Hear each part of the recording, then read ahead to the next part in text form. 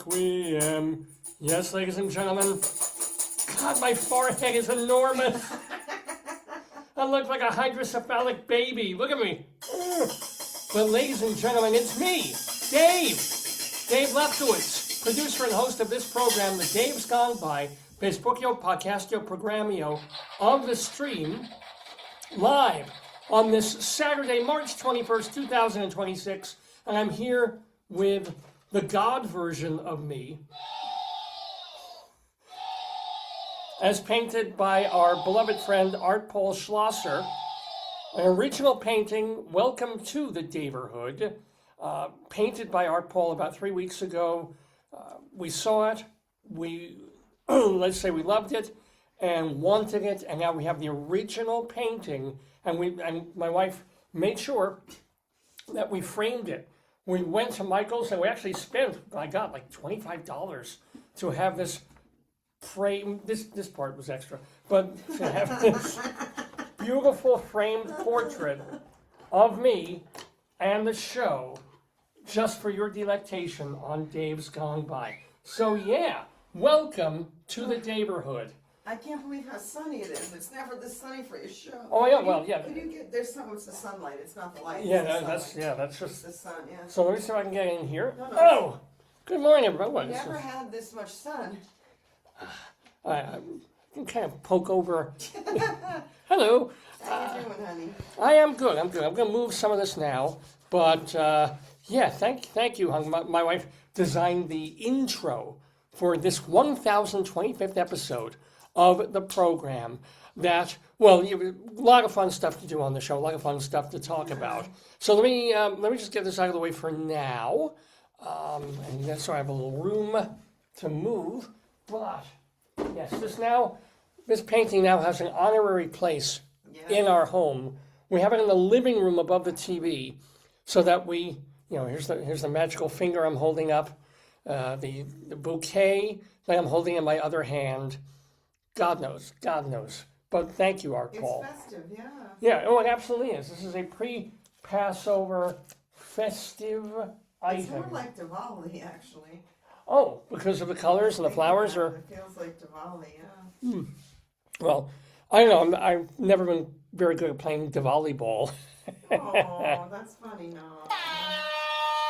Thank you so much. So this program is all about humor and culture and interviews and nonsense and crazy stuff, and we do it every Saturday. And dressing up. And sometimes rarely. Well, I mean, this is my real costume for the week. You look pretty. Basically, because I wanted to wear something beachy and oceany and nautical. Beachy.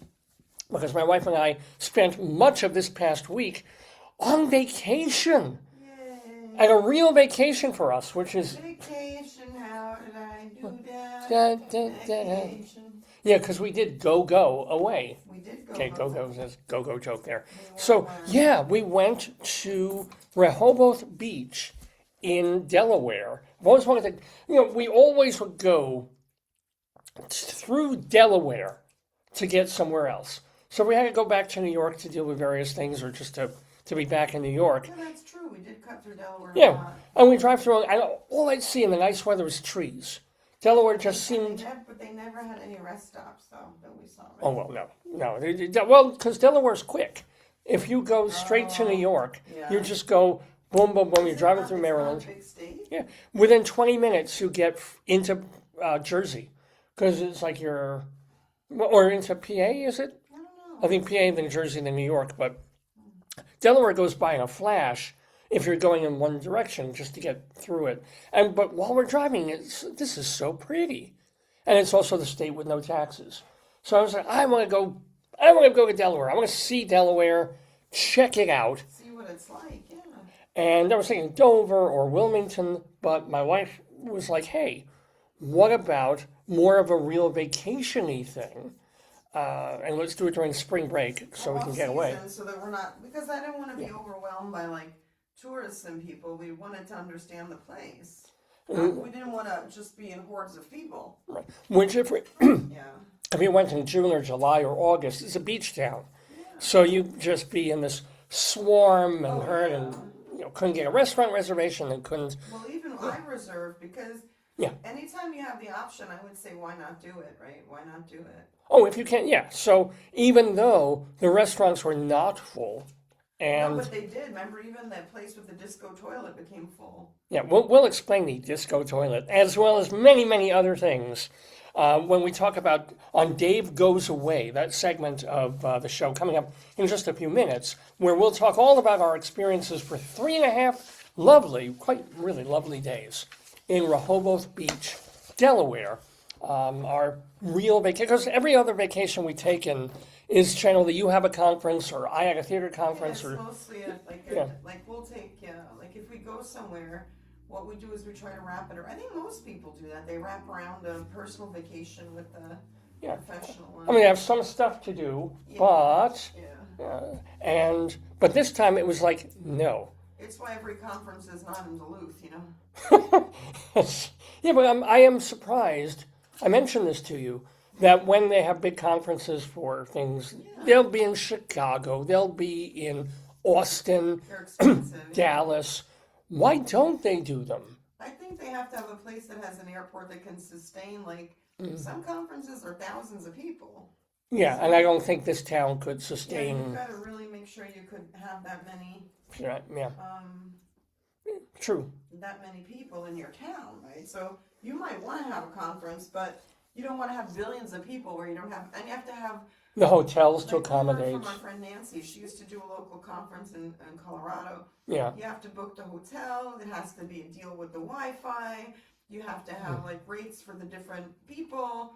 It's like a whole thing. So Yeah. and So then it has to be in a place where they can get not only to the airport, but they have to transportation. So because there's a big difference if, say, 150 people come to versus 3,000. Yeah. 5,000, 10,000, yeah.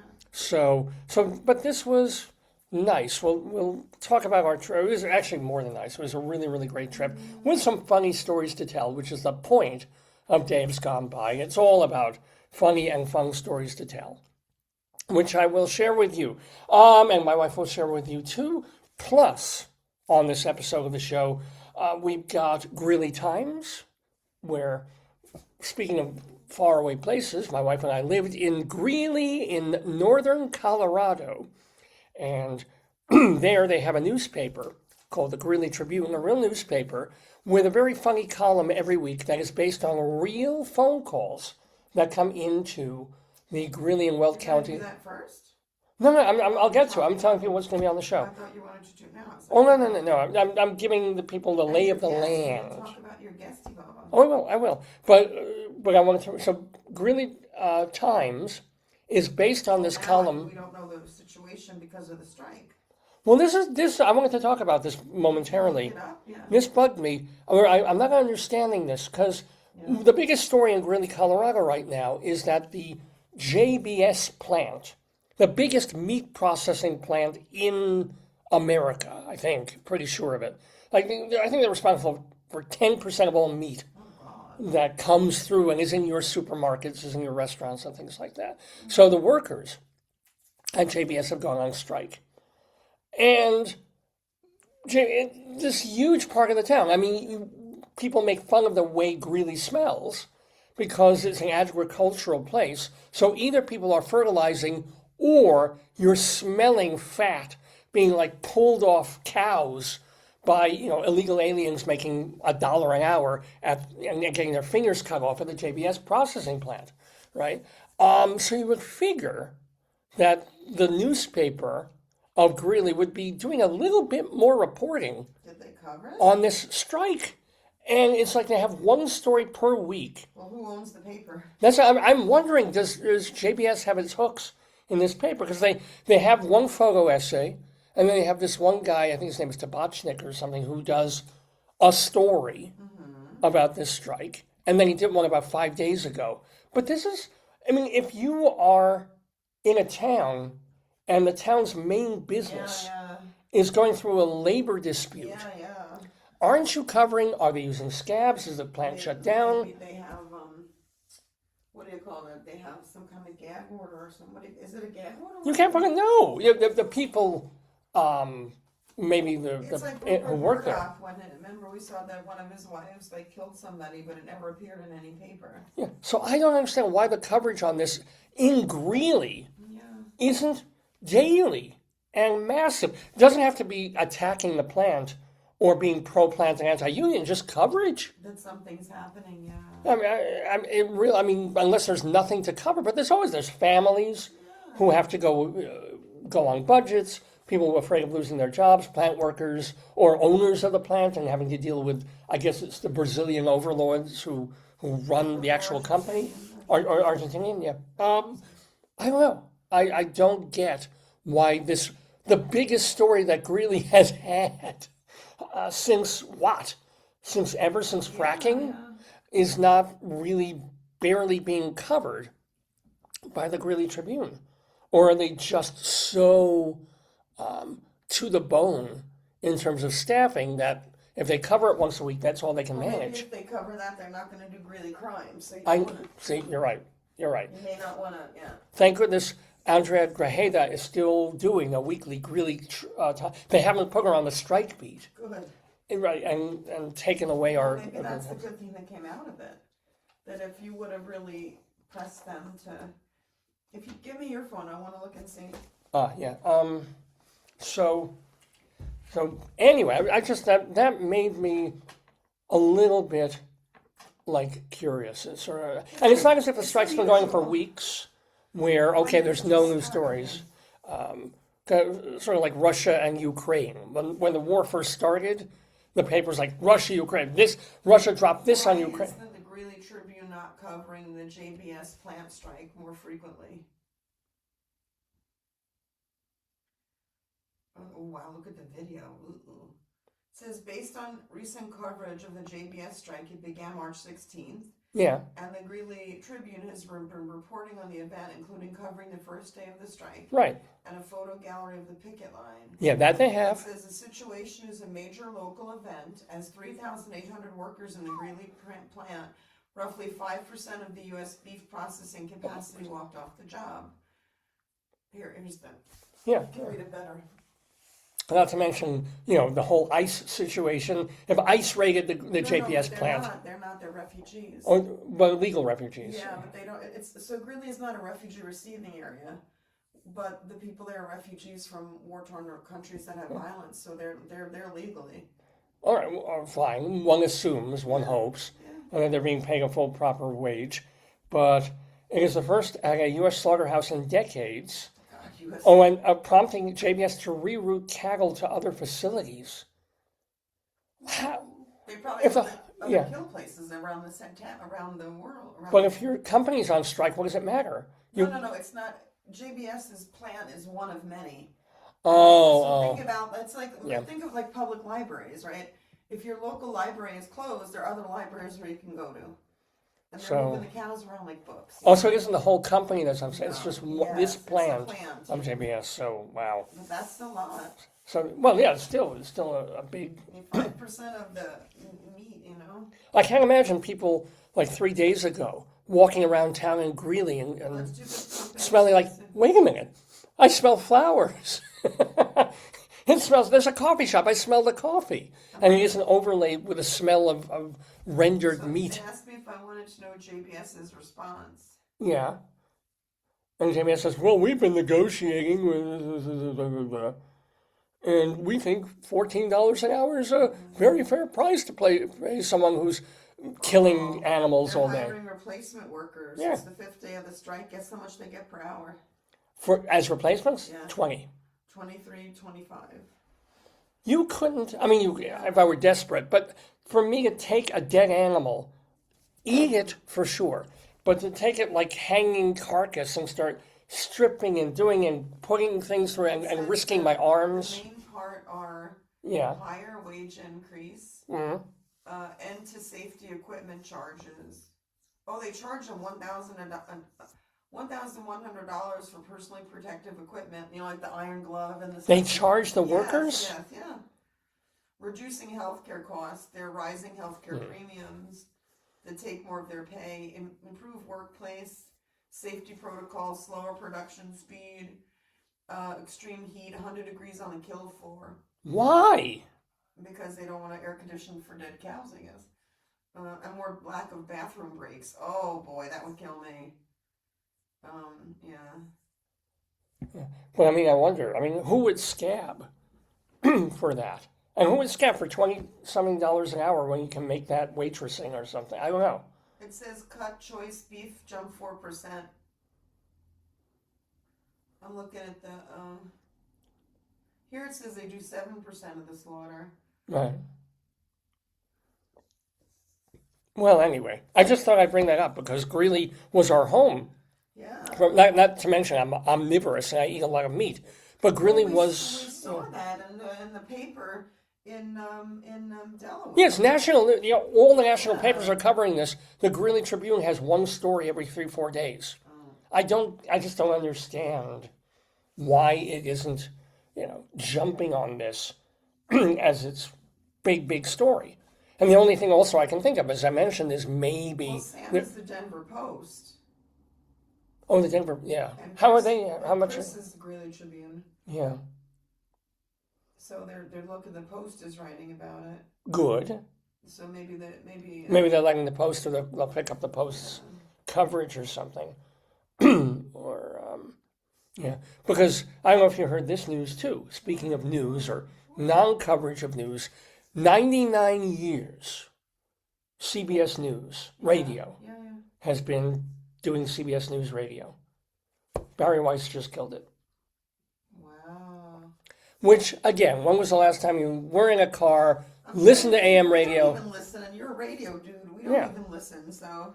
But it was sort of like, just to let this 100-year-old institution go. Because you can't afford it. Because CBS is slashing costs all up and down. They're letting anchors go. Who did they let go? A lot of Hispanic people, oddly enough. Yeah, CBS TV. Or, I don't know who they are. Like TV host? Mm-hmm. Or on their news. We're talking about news here. CBS News, which is run by Barry Weiss, I thought you is. said Barry White. Yeah. No, Barry, who is on some level, I'm in her corner because she's very pro-Israel and she's. Do you want to stack the balloons behind you? You feel No, like I'm fine. I'm great. And so. But like you said, they have what do you call it? I don't know how they afford to pay everyone. I don't get it. I don't get it either. News was always because CBS, it doesn't matter. Advertising. Yeah, but news was always a loss leader. It was What does that means that you had it, you kept it, you ran it, and it was a feather in the peacock, if you will. It was something that you pointed to with great pride, that you had a great news team and a news division, even though you weren't making any money. It's kind of like a restaurant that is very, very proud of its menu, but it makes its money on the drinks. Right, so we serve this and we serve this, but our cocktails are $11, and that's how we can serve this, and not pay $80 for an entree. What's the first thing they ask you every time you sit down at a restaurant? What would you like? What is a drink? Sure. That's where they make their dough. So CBS and no station is making its dough from news, right? I mean, there's advertising. The money is from primetime. The money is from. The money came from the advertisement during the news time. Yeah, but not enough to cover the real cost of news, gathering and paying. What's your current vibe, honey? I'm sorry, what? What's your current vibe? Well, my vibe is delighted. We just had a wonderful week away. But I just wonder if, like, the Greeley Tribune is skeletal, if all news is turning skeletal, whether Jeff Bezos... Is delightful. Wonderful. If CBS News is skeletal, or news radio is now gone, or will be gone. How many other stations have news? I think can you check if WINS is still, I think we looked this up a couple of weeks ago. WINS News. 1010 wins, is it still? Yeah, it says 8 hours ago. 1010 wins, all news 92.3 is a radio station in New York. Listen live, yeah. Yeah, so at least. Listen live, yeah. And this is actually good news for WINS because now they'll corner the market a lot more. You said there's no money in it. True. I'm cornering the market of nothing. Yeah, so interesting times, interesting week, if you will. It's just unfortunate. All these people losing their jobs, all these people in media and radio that I shouldn't feel too bad about because I was jealous of them because I couldn't get a job in radio and they had one for all these but years. Apparently they're not that secure. What's secure now? What's secure in media? There's nothing left in this world. But, okay. We're going to play So Greeley Times is coming up. Speaking also of blanket bingo with your shirt. Speaking of Colorado, You look so cute. thank you. We also have our Colorado Limerick of the Damned coming up a little bit later for. Yeah. I'm ringing the bell. You heard that? It's not gonna pop. It's thick. Oh no! I'm worried about knocking over your stuff over there. My stuff's all messed up. Cole, we're going to Cole, Colorado for a 5-line naughty limerickal poem that is our weekly Colorado Limerick of the Damned. Oh no! Oh, that's okay. It almost landed up on the fan. Wow. Come back. What else today? Oh, we will be doing story time. It's not yet Passover. We're about 2 weeks away from that. But I'm going to give you the option on this one. So, we have story time with Rabbi Sol Solomon in preparation. Yeah. And preparation H, since it's Rabbi Sol. I'll give you some of we have those little matzah cards too. Oh, for the upcoming Passover holiday. Yeah, but I have books. I think it's what you're going to be eating. Where are they? In here somewhere. Didn't you have? Oh no, this is the other card deck. Oh. I don't know where they. Maybe it might be. Look up to the right, over the art book thing. That's a Jewish thing? I don't know if it's a Jewish thing. Yeah, isn't that what you're looking for? No, I'm looking for the matzah card deck. There's the Hanukkah Lama. We don't want that. We have so much stuff. We've got to go through it. Book, but I don't know. Remember, it was the one that had the. Yeah, I'm vaguely remembering. It's down here. Okay. Oh, you found it, yeah. Oh. So we can play a little bit of that too. No, I'll just give it to you with Jewish things. But speaking of Jewish things, I'm going to let you, my dear, darling, and adorable wife, just wrong holiday, but here we go, decide. Okay. Because we'll probably do one this week and one the next. Which story, pickles, for story time. Oh, here's my favorite. Used tea bag, pomegranate. And this is like one of those card games that a woman with a spoon. No. Oh, it's the other side. Matzo. And of course, macaroons, or as they now say, macarons. And it's still gross. When a man of Sevitz makes them or not. Gefilte fish. And the ever popular horseradish. Yes, so it's Passover isn't until like the first day or second day of April. Oh, God, here. Oh, here's another one. Whitefish. We're smoking now. Bagels. This is the whole story. What else? Kasha varnishkas. Nothing to say about that. And then borscht, which can't be beat. And then kreplach. Well, we'll talk about dumplings later. We actually will. And then simmis. Let's make a whole simmis. And then about this. Here. Take this one. And then we're going to end with the most famous one. Oh, babka, for all you Seinfeld fans, and Bialy. I went to Bialy school. Well, that makes no sense. Finally, for the soul, ladies and gentlemen, chicken soup. There it is. So all this coming up over the next couple of weeks, because I don't know if you know this, but I happen to be Jewish.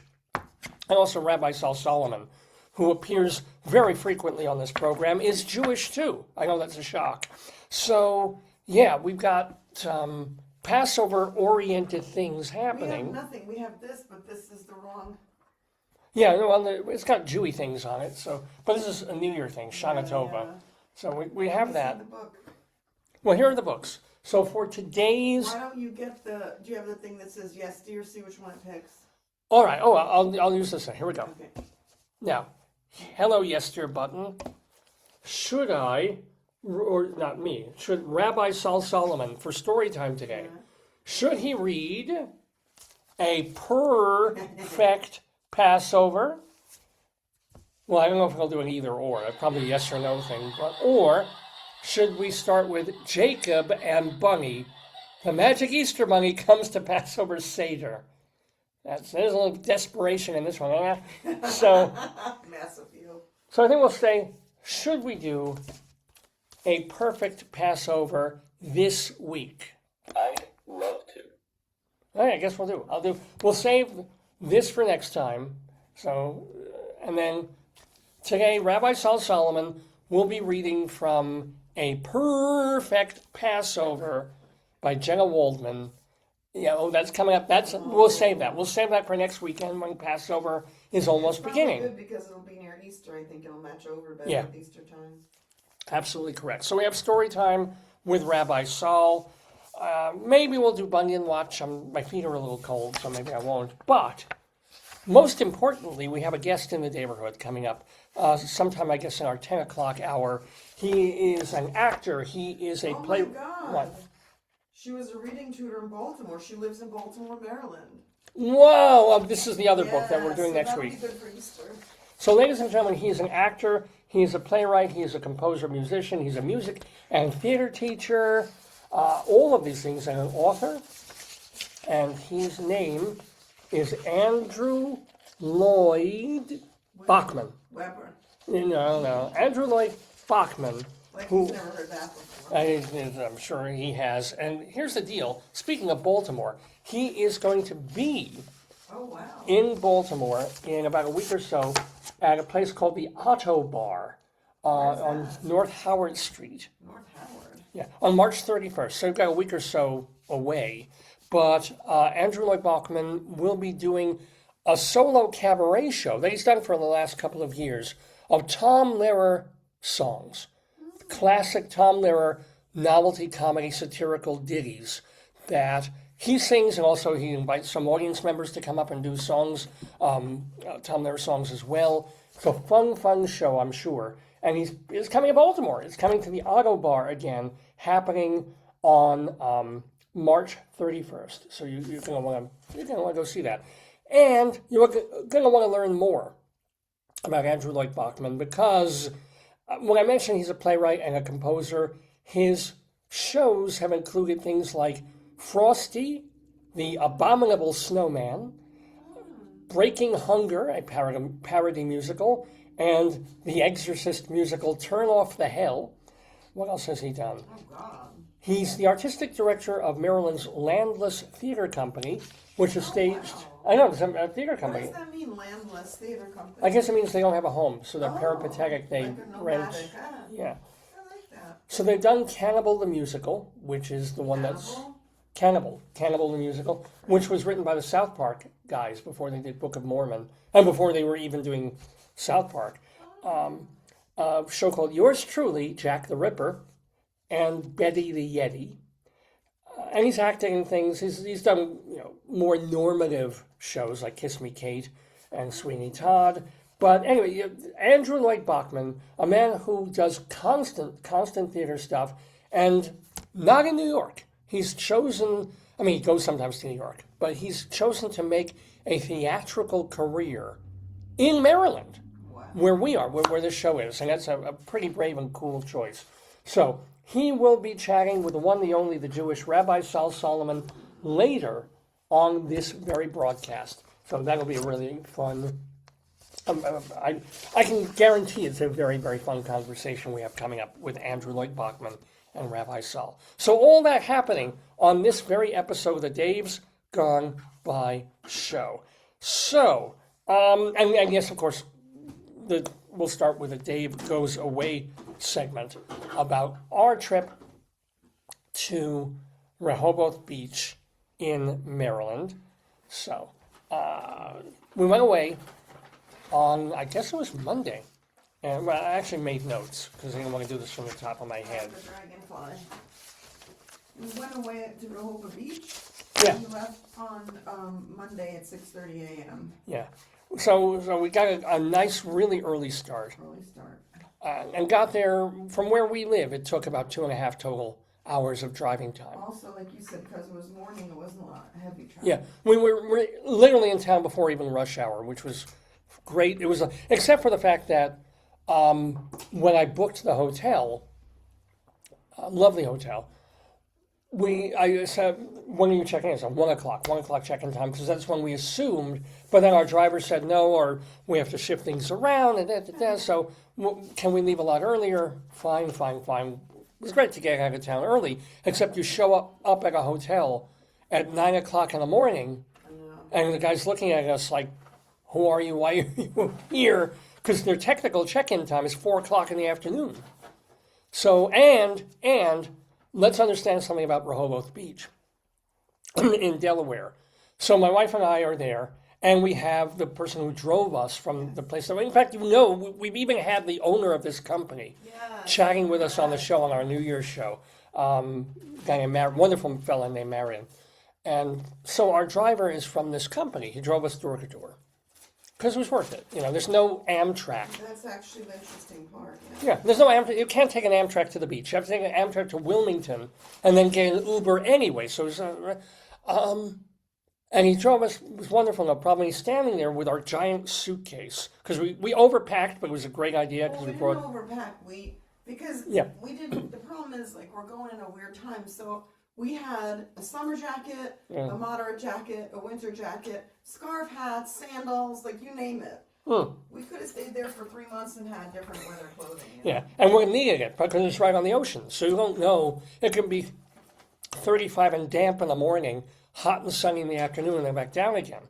And it's March, so the weather is all over the place. But we're standing there with this middle-aged but young-looking black man in a place that does not seem to have a lot of black people in it. And this hotel certainly did not either. So the hotel clerk, the guy at the desk, was giving us all this weird, snake eye, the stink eye. And just from the way he's looking at our driver.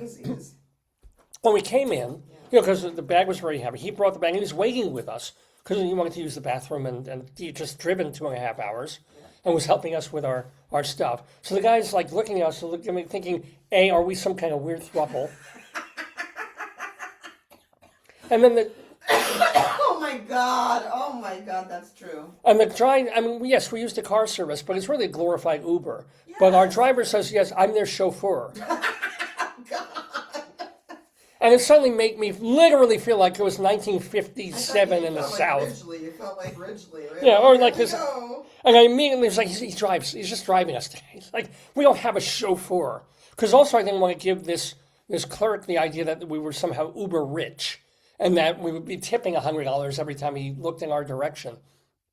So there's this incredibly awkward moment as we're all standing there. We were nervous, right? But yeah. Because, we're nervous because we didn't sleep. We were up early. Yeah, we're up at 4:30 in the morning. Packing stuff. I did pack a lot of stuff. Yeah, it was great. I just kept packing, and then I was so worried. You're don't let me forget my goggles. So we got goggles. You had 2 bathing suits. I was worried that, you like to swim, and we'd go to a place and you forget your bathing suit. Oh, we made sure we packed that. And then it would be very hard to find a bathing suit there off season. And you can't swim in your PJs. Well, I could, yeah. But the thing was, so we're there, and the guy's looking at us sort of up and down, and I'm like, he's like, yeah, but check-in is at 4 o'clock in the afternoon. I was like, well, can we leave our bag? Can you find anything? Can you do anything? He said, well, I can move some things around, how they say. But if you want to get in this early, it's an extra $50 because. Yeah. And since it was so early. What did I say? You said go for it. It's vacation. I said we want to face the water and I want a balcony. Because in the car I was reading what the perks were. I learned you read in reviews what people say. And I always say I want a quiet room, even in a quiet place, because we're quiet. We don't want noise. We're not let's party. We're just leave me the yeah. And so I wanted quiet. And then I was reading in the car that we didn't need a suite, but I guess he thought the guy. A suite would have been nice, but I guess he thought the guy was staying with us because he's there's a pull-out couch and 2 beds. I don't know what. Maybe because we were the youngest people there, he thought we were swingers or something. I don't know what he thought, But I heard people in the reviews say, get a room with a balcony. And I wanted to face the water. Yeah. To which we get in the room, he shows us the water. You go, eh! And we I didn't say water, eh. There were ships passing by. You're like, eh! No. It was a rainy, foggy, miserable miserable day when we came in. So we couldn't really see anything from our little balcony except the stores along the block, because it's not an oceanfront property. It's property about a block and a half away from the Atlantic Ocean. It's close, but it's not right on the water. And so if you look out the window on a foggy, cloudy day, all you see is the street and the store. Picture of the boat if you want to show. Oh, yeah. You don't see anything. It wasn't until the next day when the clouds parted, there was some sunshine. Oh, wait, show her. Yeah, show me. Show. No, you got to show them the first day what we encountered. But then we looked out and it's like beyond the stores. 70 degrees today. Yeah. I got to show you this. Hold on. And tomorrow's going to be even warmer, but yeah. My wife is looking at some stuff on the phone, so we can share some images with you. I'm showing you something that you have to show. This is a public safety thing you must show them. Oh, that's right, the weather. Yeah. All right. Hold on, I'll pause it so I can play it. Say your story. So the first day that we come in, though, when we can't really see the water from our room, but the room is lovely. It's oh my God, it was gorgeous. Yeah, you want to tell about the room? No, you could show a picture by using the. I'll get a picture of the room on your phone, okay? Oh, brilliant. On my phone. Yeah, you could just show it. Like I could just show the rooms that they show. Oh, the generic, yeah. But I wanted to. But the thing was, our first day there, not only was it kind of ughy, cold, damp, rainy, not snowy, but ughy weather, but there was also a tornado warning. A tornado watch. Yeah, yeah. The picture of the hotel. It's got the pool. This is we didn't take this picture. This is a picture of the hotel. It's called the Avenue Inn and Spa and then in Rehoboth Beach. The next one is an ad for the show, but then you'll see the pool is. And the room, it was the flip side, but it looked just like this. Does that one have a balcony? Hard to see, but it's got the window. I don't look what you're showing me. Oh, it moved. You can't use a phone. Give me. Here. Got it. Let me see. So there. Yeah. Oh, our room was even. We had a couch, a thing. Yeah, our room was a little bigger and nicer than this. Yeah. The guy did right by us. I mean, we paid the $50 for the extra time. Nice. It was really worth it, right? Oh, here's your favorite. Here's your happy place. Yeah, so I had a pool, and I used that pool. You used it 3-4 times, right? Yeah. Good. So we go there, and this is the second time we've traveled when we've been faced by a tornado alert. The fireplace room we liked. Oh, this was nice, yeah. So downstairs in the hotel, right in the lobby, but off the lobby, there's a special room where they've got a real actual fireplace, little tables to sit and play games and just relax and chill, and that was really nice too. But we're our first day there, we're afraid to almost go anywhere because the whole town and like the whole eastern seaboard is under a tornado watch, and the only last time we encountered that was in we were visiting Nebraska, and remember you had a conference there. Yeah. And we came to the hotel ready. I think the plane was late. I didn't know you were excited because it was going to be an ice cream social. An ice cream social, an ice cream bar or something. And you were just really happy. And instead, they didn't make us go to the basement, or did they? Yeah, we were down. Remember, it was like. We're like, oh, here's where the ice cream comes from. We saw the industrial freezers. But not the actual ice cream because we were all packed in the basement because we were afraid the roof would blow off. Yeah, that's true, actually. And then we went out walking the next day, and a couple of houses lost their tiles and things. But thank goodness it wasn't heavily damaged. And the tornado warning, just like the one we had here a week or two earlier, did not materialize. But we felt kind of lucky about that. Because I was wondering if we were going to spend half the day in Rehoboth Beach. Are we going to be in there? Yeah. In the sub basement. So, but we didn't. And what else? So that was our first day. But it cleared up nicely enough that we even got to have dinner out the first night at an Italian place called Ava's, where we shared a pizza.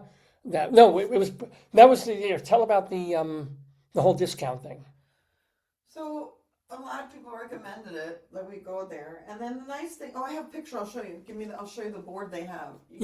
I'll show it to you. I remember the pictures because I took. One of the really nice things about this Did hotel. you show the warning? No, we didn't get to the warning. Okay. Oh, yeah, do the warning because I was just about to talk about that. Yeah. So the funny thing is, we're watching our TV because we get in on Monday. Weather's lousy, and we know that there's potential tornado warning weather, but we're trying to just relax, nap a little before we go out and about. Yeah. Or not even, because for some reason we're exhausted. You were exhausted from just the whole I think. teaching of the weeks. No, but also because we were up early and then we were just packing like crazy people for some reason. But what's hilarious is, like, let's go sleep now. yeah. But meanwhile, we're like, we got up early and we unpack a little bit and we just want to rest. Meanwhile, our driver's like, yeah, I'm driving to New York later. Then Virginia. He was going to Virginia, then New York the same day driving. But also, he's like 20 years younger than we are, so let's be fair.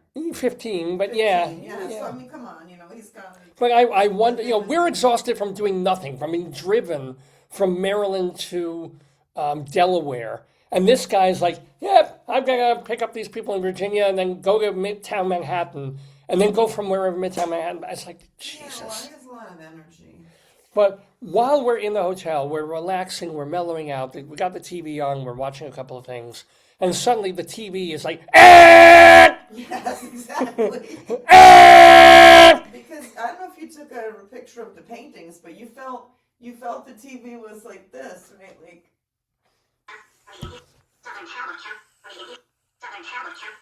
So what's really great is that then the TV, what it's telling us, it's like those, when they have those test of the emergency. County count or something. Yeah.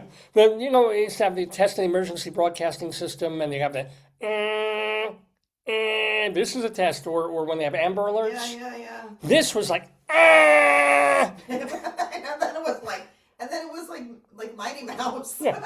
And they show this on the screen of like the counties that might be affected by severe weather, but the audio that they're playing under it, the message, is impossible to understand because it's like they're playing the audio at 70 RPM. I don't know if you can hear this, but here.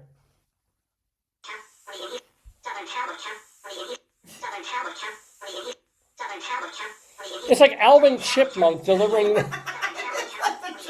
Maybe they use the chipmunks out there to deliver the message so it doesn't scare people. Oh, that could be. It wasn't as scary because if I was scared and I heard Alvin and the chipmunks, I wouldn't be as scared. As opposed to like you heard Edward R. Murrow say, there's a tornado approaching, potentially. It was very sweet and he was fun. So that was our first day, but we had the nice thing. Now you were going to show the board. I guess I can find it of. Oh, I'm sorry. I'll show you. I'm sorry. I want to get that done, and now we can do the here, I'll find it. one of the many, many, many nice things about this hotel that we stayed at. Oh, I took it at the end. Sorry. Yeah, him. This is the last day, so they do it every day. This is brilliant. Whoever thought of this, I think it was. It's a lovely, lovely idea. On a chalkboard right in front of. Anybody about that light stuff? That's kind of. In front of the desk and the lobby, every day somebody with really great handwriting. Yeah. Does notes what the local restaurant specials are that day for people looking to save some money, which who isn't? And so they will say, this place has 25% off. I didn't need my glasses for this. Yeah. No, it's tiny because I tried to get the whole thing. Half-price burgers, BOGO of this, BOGO of that, all the local little eateries. And they change this up every day. And it is just, even though we mostly didn't use it ultimately, it was lovely just to see this, to be like, oh, this is an option, this is a thing, this is a really, really just a nice touch. This hotel, the Avenue Inn and Spa, had nice touches. Every day at 5 o'clock, you come down, wine and cheese, right? Little cubes of cheddar and Swiss and pepper jack cheese and carafes of red wine, which I still cannot abide. I don't know how people drink red wine or like it. It to me is like, white wine I can do. a gentle, not too dry white wine. Yeah. So I would have a little bit of wine and cheese. It was They lovely. got cookies and milk too, baby. Yes, yes. 8 o'clock to 9 o'clock also in the lobby. Cold milk, soft chocolate chip cookies. Now I know you like the crunchy. Yeah, My wife is a crunchy chocolate chip cookie person. I am a soft, pliable, gentle, much chocolate chip cookie. And you're only supposed to take one. That was good. I didn't hoard. But it's a lovely thing. You come down, you have a little milk, a little cookie. It's a I mean, they had. delightful. It was nice to have. We didn't take pictures of the wine and cheese or the cookies. We could have. Yeah. Well, I mean, it's milk and cookies. It's nice. But what we did, what you were talking about is, Yeah. so somebody recommended Neighbor's Pizza. I was like, let's go. We didn't need coffee because they had coffee and tea 24/7. It was great in the hotel. It was wonderful. Although, So, what? let me do my little complaint. What? And I understand why they do this, because it's got to be the messiest, most disgusting, fire-causing implement in an entire hotel. For 40 years, you would have a coffee maker in your room in a hotel Here room. he goes. Oh God. Am I wrong? Am I wrong, folks? Yeah, but why do You do can always that? get up, stumble about in your They PJs. have to, because people make pee-pee in it too. Well, I think that was one of the That's reasons. one of the main reasons. Here, you want to show them? So, but they stopped doing that in every hotel all over. Suddenly, this thing that you took for granted, you could get up in the morning, pour a little water from the sink into the back, and get a cup of coffee going with little creamers, or if you want to bought milk the day before. Now, it's not expected anymore. It's sort of like some ridiculous luxury that you can't have a coffee maker in a hotel I don't room. think it's bad because we couldn't use an espresso. Remember, we were in Indiana. Oh, that was We couldn't God. use it. We had They had like this insane I kept asking the cleaning Nespresso. lady, I'm like, how do I use an espresso? And then the guy on the desk was like, yeah, we just got them. The hotel opened. They were still building. And he goes, I don't think it was a good That's right. idea. Then I would feed the pod of the Yeah. coffee into this machine, and would just go into like some Bermuda I think it Triangle. was some sort of sacrifice. It didn't work. Horrible. But to its credit, the Avenue Inn and Spa does have 24/7 coffee if you go downstairs to the lobby and get it. It's just a pain because you got to put your clothes on. You can't just go in the lobby in your Most people are not duds. without their clothes. Well, no. If I'm in my hotel room, if I am in my house and not on the air, what do I wear? Right? In the summer, I wear a t-shirt and little briefs and boxers. If it's the Yeah, that's true. winter, I'm in PJs. That's true. And if I'm getting up in the morning at whatever 5, 6 a.m., I don't want to put on my pants and shirt just to have a cup of coffee. I just want a freaking cup of coffee. Okay, bitch session over. They did have hot coffee and tea all day, 24/7 at the hotel, and cookies and milk and wine and cheese, and a complimentary breakfast. And That was delicious. and dare I say, not a continental complimentary breakfast. You're getting a lot of places and Airbnbs of like, well, yes, they give you a croissant, Gesundheit, and a cup of coffee, and maybe like one little piece of fruit, Gesundheit, an apple, and they call that a breakfast. Yeah. I was like, for me, breakfast includes the option of something nice and warm, nice and toasty, including toast, including a bagel, but, Gesundheit, Oatmeal. the complimentary breakfast include oatmeal, an egg dish, as well as pancakes, and sometimes they had bacon, sometimes they had other, like biscuits with gravy with some bacon in it. So it was a really legit warm breakfast with cereal options and other options available too. So no complaint about that. As my wife was saying, so we used the local options of, what's on sale today in terms of our dining options. We had pizza the first day at this place called Ava's with nice thin. You got a thin pizza because it was BOGO. Buy one, get one free. Well, we said to each other that what we're going to do is look on the board, look at hotel, get a good recommendation for a restaurant, and then get the one that has the sale that day because they had it every day. Yeah. And so that day, it was pizza day. I said, fine, we'll start with pizza. And we ended up getting so much that we had lunch the next day for free. The one thing our hotel did have, no coffee maker, but it came with a microwave. Oh, it was great. And a fridge, yeah. Yeah, and fridge. Microwave and fridge, which for me, fridge is absolutely a must. I think all hotels should come with fridges and not stocked with a mini bar, just space to put cold drinks and things. And the fridge wasn't a tiny, like, half fridge. Yeah. It was not a dorm fridge. It was big. Yeah.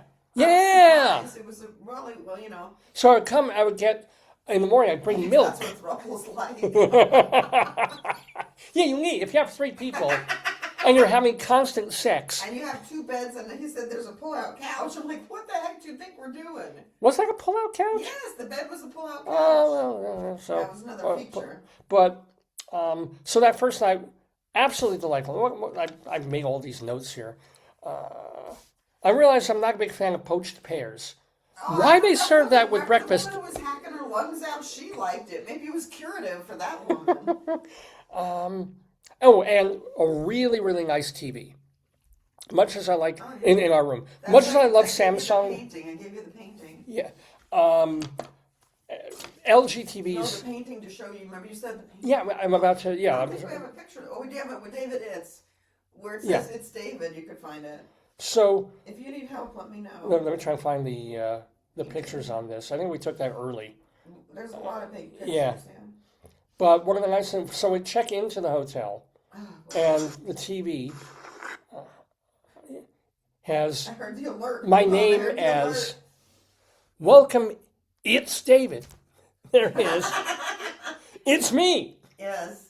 So there I'm pointing to our lovely LG. And it was like this 48-inch, beautiful LG TV, because LG probably has the best graphics of all the televisions, although we're very, very, very happy with our Samsung.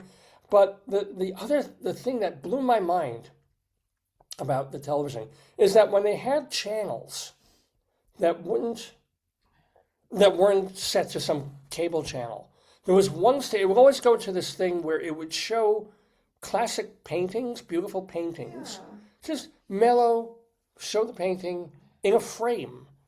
And did we take a picture of this? Or maybe I took it with my phone. I don't think we did, honey. You showed the little picture I gave you, the toy one. I gave you a picture. Oh, of this, yeah. What it would do is it would take up the full screen of the LG TV, and the frame looks so three-dimensional. I know this is not going to look like it now, but that it's like, how can they do that? You would literally see the image of the actual painting, but then the frame would go all the way it looked like to the virtual, edges, yes. and it honestly looked, every painting would have a different frame, and each frame sort of looked like it was part of the TV screen. I'm not describing it the way I wish I could, but it was this amazing optical illusion. Because I would literally go up to the TV and start feeling around and realize that the proportions of this painting were yay big, and the frame was somehow on the television set. Forgive me, I literally can't describe it the way I want to. Yes, you can. But it was this amazing optical illusion. I loved it. You used one of the amenities at the hotel. You went for a massage. It was great, and I didn't get vertigo. That's because my wife has to worry about dizziness and vertigo. I'm a hot freaking mess. You name it, I have it. Right. But I was just afraid that I would get vertigo, but she did great, and I didn't. So what did they do to make sure that you It's didn't? not what they do with pregnant people. So she elevated the head of the massage table, and I only turned on my non-vertigo side, and she was great. You know, she said, hug a pillow. So I hugged a pillow like this so that I didn't roll forward, and that, I guess, prevents vertigo. I felt great. I'm sure it's what they do with pregnant people, but it was great. She knew what she was doing. She was great. Cool. So she had a massage because the hotel is called the Avenue Inn and Spa. Right, so spa. You used the spa, which seemed very, very nice. And then I used the pool. We showed a picture before of the pool. And my wife was, when we were planning this trip, she was like, get a hotel with a pool. Because there was this other really nice hotel in town. I was like, you want the pool. Only because we can't swim in the outside. You can't, with an outside pool, you can't swim. And you also can't swim in the ocean. It's too cold. Yeah, I don't want to swim in the ocean. I don't want to step on clam shells and jellyfish. We didn't get shoes. There's swim shoes. That's the only thing I was worried about. Yeah. So she was like, Dave, this is your vacation to get, you're going to want to have a pool. It's one thing you haven't done since Colorado when we... But you love it. You love it. So I went 3 times out of the 3.5 days that we stayed there in this pool. And there is just something about, I mean, on vacation, you get away from it all in the first place. No, but the one night you said it was so warm, you came and you were so happy, you're like, it was perfect. First night, it was lovely. Yeah. I go in there, and and the pool was open until 10. So I'm in there, and I remembered what it's And like I think to for the float. majority of time, you were the only one. Yeah, when I went in there, Yeah, I mean, that's incredible. It was your pool. the pool to myself, because again, this is the off season. Yeah. I'm in there, I'm just floating. I'm not even swimming much, I'm too lazy. I'm just bouncing. I'm just walking across, I'm floating, love it, love it. Second night that I do this, I'm like looking forward to it. I'm kind of tired from the day, but I think, we have the hotel with a pool. I should use the pool. You So weren't at least for a half hour. One night you were there for an hour and a half or 2 hours. I thought no, you were there an hour, not even. You were there a while that one night. But the second night was shorter because I'm in there and it's getting closer to like 9:30, and I'm realizing this is getting a little chilly today. I'm starting to like, and then I'm about to leave the pool when I find the warm jet. To paraphrase Brian Eno, find the warm jets, right? And suddenly I'm like, I think I'll just stay here. And I just had this warm jet of warm water. And it wasn't a strong jet, unfortunately. It was just like little schwach. But I'm just there like this is nice.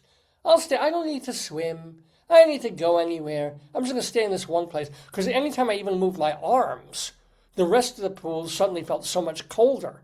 Because I'm in this area of warm, significantly warmer water. And the only way that I usually can do that is if I pee. And then I get like nice warm water to swim. But second night was not so, I was like, disappointing, chilly, not so great. But third night, I'm like, you know what, if I don't do it now, I'm not going to. So I'm going to go one more time to the pool. And if I tell you, it was just, Heaven. oh, a machaya. And there were these 2 people there, and I was, oh shit, they're going to get in the pool. There was actually in 40-degree weather, there was an outdoor hot tub. So they went into the jacuzzi, God bless them, I'm sure they enjoyed it, but to go from the hot tub to, Yeah, that might not have been I'm like, I don't want to do it. In other weather, sure, I love a jacuzzi, but, and they left me alone. They, I nodded, waved, had the pool to myself. Swam, bounced, floated, did, not the jellyfish thing, but the dead man's float. Just wonderful. Wonderful. So it was absolutely worth, you were right, getting the hotel with the pool, with the indoor pool. Made all the difference. Even in a oceanfront almost community, a pool is different from having to go and swim in the ocean. It just is. You couldn't, Yeah. And then, what did we ate the next night in a place called the Cafe Azafran, which was Spanish Mediterranean food. And again, we got like a discount. It was like 25% off tapas or something like that. I got a sliced duck dish that came with sort of intentionally roasted, semi-burned Brussels sprouts, which you loved. You were upset because the waiter came out in shorts and flippies. Well, yeah. Well, it wasn't a fancy restaurant. I thought it'd be a little fancier than it was. But, I think it's going to be a nice place with, reasonable, decent prices. But it's tapas. It ain't cheap. And the waiter, I swear to God, is this dumpy, large gay guy in a ocean thing t-shirt and shorts. And it was St. Patrick's Day, by the way. So he had like a St. Patty's shirt on and I think green shorts. Yeah. But I'm like, I don't know if the word slovenly would cut it, but it was like, dude. But say where they wanted to sit us first. Well, and also there were these couples, because this is already Tuesday, so a more popular day. Few more people in the town. The town gets bigger and bigger as it goes towards the weekend. So it's Tuesday night, and there's couples already eating there, and one woman you're saying is like, God, That was horrible. Yeah, it was like a dysfunctional date. And I'm like, And then we would have sat like 1 foot away from them. I was like, oh, heck no. So my wife was like, yeah, please don't put us in those. Can we have like a little place in the back Yeah, that's, I said I was cold, which is true. I was cold. yeah. But I didn't want to sit in the front window next to crazy people because I do that, it's enough. So we didn't get a window seat, but it was fine. We wanted away. And they gave us a nice little table away from that. My food was sensational. It was this sliced duck, also Well, with the guy helped cherries. us because I would always push you to ribs, because you make duck at home. And so we got it was a salad that had like beets and goat cheese and granola and lemon. Yes. And it had pistachio nuts. It was delicious. And then I said, and really good bread and olives and olive oil. And then I said to him, like, so what's better? And then I was like, what would you want? And he's like, well, the ribs, people always say they're fatty, but we never get complaints for the duck. Right. So the short ribs were good, but a little fatty. But everybody loves the duck. Yeah. I went with the duck, and we liked the place so much, and the food was so good for both of us. Oh, yeah. You had that salad. We'll say what he did. We won, and then we ate all our foodies. I had a delicious, like a white bean hummus with burnt broccoli, and they gave you Brussels sprouts. It was delicious. And then for dessert, my grandma. Well, he said, would you like to see the dessert menu? And we looked at each other and said, you know what? Yeah. Why not? What does my grandmother used to say? There's always room for ice cream. Always room for or for me, it's always room for a dessert. Yes. Usually ice cream, sure, or sorbet or gelato. So he brings us a list, and there's a lot of cakes and interesting things. But we looked at it, we were pretty full. We had cheesecake, so we didn't want another cheesecake. Right. So I'm like, you know what? Just bring us like a scoop of you get a scoop of chocolate gelato for like $5 instead of 10 for all the other desserts, whatever. And he brings us this bowl. It's supposed to be the joke of our trip with ice cream is in proportion. We're supposed to be 1 scoop of gelato. Yeah. For $5, yeah. And instead, he brings us this bowl with like 4 scoops Like of chocolate 7, gelato. 7, and whipped cream. Yeah, dusted with cocoa. Yes. It was like it tasted like chocolate brownie gelato. I've never had that good a gelato. happy Dave, happy wife. But then it was repeated another day. Yeah, well that was our second. Well, we were only there 3 nights, but we also went to a coffee shop. We had where did I have that cheesecake? Oh, we went to another coffee shop. Yeah, at the outlets. We just wanted to sit, and I wanted a tea. Yeah, that was a somewhat disappointing thing. Is we went to as good as we thought in the outlets. Yeah, tell about the Tanger. No, it just wasn't. Oh, yeah. There was I thought outlets should have been much cheaper, like Costco level, but they weren't. So that was all right. We went over to an outlet to do a little bit of shopping because we thought, remember, it's Delaware. No taxes. Yeah, that's true. No taxes. Yeah, no tax. But we weren't there to buy a couch. We weren't there to buy a car. Or you're saving hundreds of dollars on tax. You're buying a $20 shirt. So you're saving $1.50. I'm like, fine. Which is fine, great, bought. Big deal. And then what else and then the next, yeah. We had the spicy days, the bathrooms. Oh, right. Well, the next night, and we'll get to the daytime stuff too, but the next night, our third restaurant of the trip was a place called Bodhi, Bodhi, Bodhi's restaurant. And they were having a special on... I think that's the place where Buddha gets enlightenment.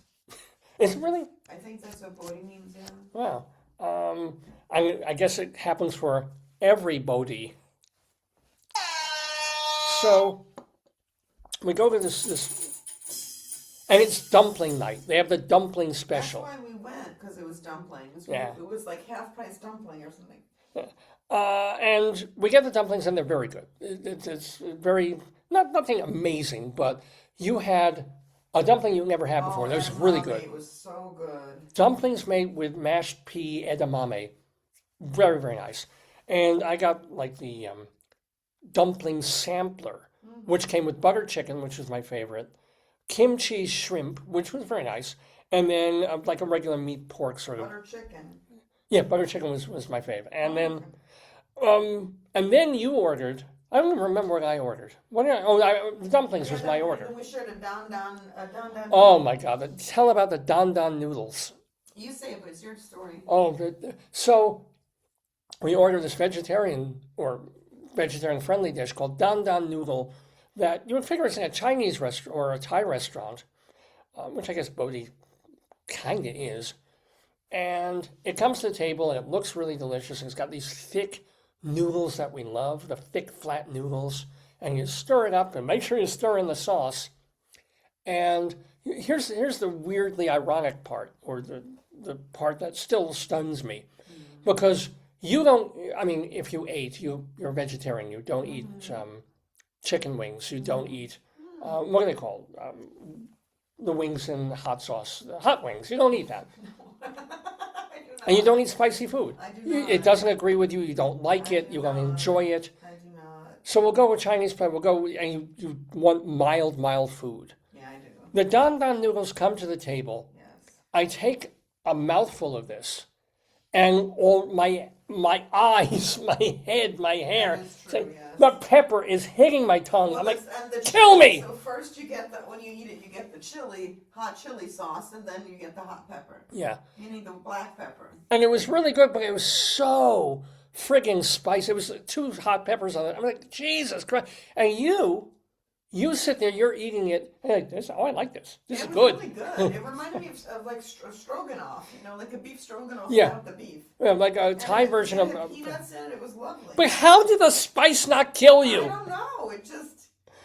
And I was sitting there like, I'm like, I don't want another mouthful of this. I'm eating it, but and you're like, ooh, it's more. Yeah, I don't know. It's not that hot. I'm like, Also, so you know what I did that you didn't do? I drank like a lot of water. oh, I was drinking water. Oh, yeah? Oh, we Okay. went through 2 carafes I of thought water. It was the water, 3 actually, but I enjoy water. I But- wanted to drink more water, and that worked. But the waiter did tell us, and he said that the deal with the spice on this is it hits the front of your tongue, Yeah. but it's not one of those things that goes to the back of your mouth and the back of your throat. It hits you spicy at first and then goes away. So my tongue and my lips and my mouth were like on fire, but I didn't get the burn in the back of the throat. I will say that. So that was kind of nice. It was a different kind of burn than your usual spicy Chinese or Thai dish, or even hot wings kind of thing. So the other interesting thing about this restaurant, Bodhi, was its decor. Oh yes. We go in, and first it has a cube with fortune cookies suspended in like animation the way artifacts were, like dinosaur parts. It's just filled with these fortune cookies or sculptures of fortune cookies in this little cube on the table. Oh, that's cute. And can you describe the room? So it was kind of red, right? The lights were red. The ceiling was black, and it had little like lanterns with like little tea lights, and then there were like greenery. Then there was a large geisha image. A picture of a And then the bar was backlit red, and then the booths had like silk screen mesh. Like mesh dividing them, and then they had 2 bathrooms because I go a lot, right? So you went to one of the 2 bathrooms. Yes. I went to the one with the fish. Explain. You explain. So you go into the bathroom, and it's kind of very dimly lit, red with Japanese lettering, even though it's sort of a Thai play. Pan-Asian play. Yeah, Pan-Asian, I guess that's why. And then you look in the mirror, because you want to check your teeth, you want to look in the mirror, and what you see is an imagery of a projected video image of koi It was so pretty. in a koi pond. Very calming, I thought, no? But I couldn't see anything in the mirror besides the fish. Oh, you have to go really close, like this. Yeah, no, I was just like, okay, there's no mirror, but there's a TV set with fish on it. I kind of liked it. So then I go into the other bathroom to, after eating, to see if it's the same decor, if they did something else really cute and cool. And there's a little mirror in there, but this one has no fish in it. Maybe sometimes it does, and it was just off. So I'm like, let's see if anything happens. So I turn all the lights off, and the lights basically go off. So nothing. And I put one light on, and now the big bulb in the ceiling starts going on and off like a disco bulb. Like the cartoons that give Japanese children seizures. Like, stop this. I was like, no. And now I'm flipping light switches because I don't want to ruin anything. That's the other one, yeah. On the other side, I just went like on, because I don't like this light going, And this then what did giant you do light. afterward? I got out of there. No, here. Well, oh, this was from there? Oh no, this was when we went after, yeah. I like the blank thing where you have no understanding. Like, what? Well, so my mouth was still burning when I come out of the thing. And we're still, I mean, we weren't hungry, but as your grandmother said, there's always room for No, but ice I cream. knew, like, when you have hot stuff in your mouth, milk will cool it. Yeah. And it will help us sleep. And I just wanted a tiny little, teeny small size. So I'm going to show you the sizes. Let me pull up, see if I can. So since this is like a boardwalk area community, Size chart of ice cream cups at Dairy Queen. there's a Dairy Queen, like, a few feet from our hotel. And So my this wife is was like, what we were supposed to get. They're saying they get much less. yeah. But we got much more. So we look on the menu, it's like, okay, we'll share. We'll share vanilla, we got one one each? vanilla, and we got one Oh, chocolate. that's right, we got with two things. Captain chocolate Yeah. sauce, like So- a hard shell. Yeah. She gets a regular, straight up, Small. well, small is $5, but it's just like boom. Yeah. And the woman behind the thing, a Russian woman, I think, she makes these two things, and including one that's dipped in the chocolate. Yeah. And she brings it to us, and it's like See, they're double saying, the size of. They're saying that the reality was much smaller than the image on they're saying the first one, see? But for us, it was the reverse. No. The reality was, Yes. we thought, okay, we could have shared one scoop between us. We would have been perfectly happy. Oh, we could have shared a half of that. I mean, that was so. She gave us like this giant soft serve scoop. Yes, it was ridiculous. Like, this is what we had, but we had this in, show them that's the ice cream cone, but that's the covered. Yeah, part. it's the size of this cone thing right there, but in a cup rather than And we in a had that cone. chocolate cap, yeah. Yeah, it was yummy. I've got to say, I was never a big, huge Dairy Queen person growing up, but it was anytime you can have soft serve ice cream on or near a beach, on or near an anything really, I'm all for it. And it was just this lovely, lovely treat to have. And the chocolate shell, and you had vanilla, but we shared. And the chocolate was just lovely, just great. And I do want to stress the fact we haven't really mentioned the area that we were a block from the ocean. So we would, Oh, yeah. a couple of times we went towards the ocean, not a lot of people around at all. No, Just that's true. walk from the beach down and then back to the boardwalk. And it's got all these boardwalky things. A lot of them closed because they don't open until, late April, right? Or some of them close during the week and they don't open until weekends. But places like Thrasher's French Fries, and there's jet skis, there's mini golf and Oh, you have a picture of the pink. and arcade The things. pink thing is the one.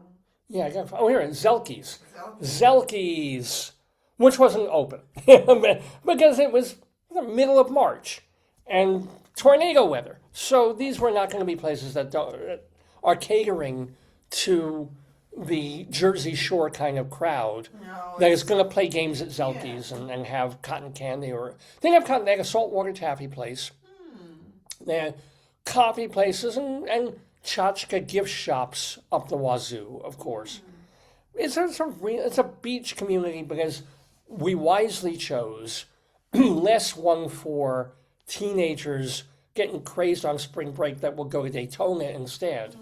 This is for geezers like us who just were like, nice, oh, there's an ocean. And oh, they got a BOGO special, we can save a little money. And things are quiet, and we can walk the boardwalk. It was very nice. And very nice.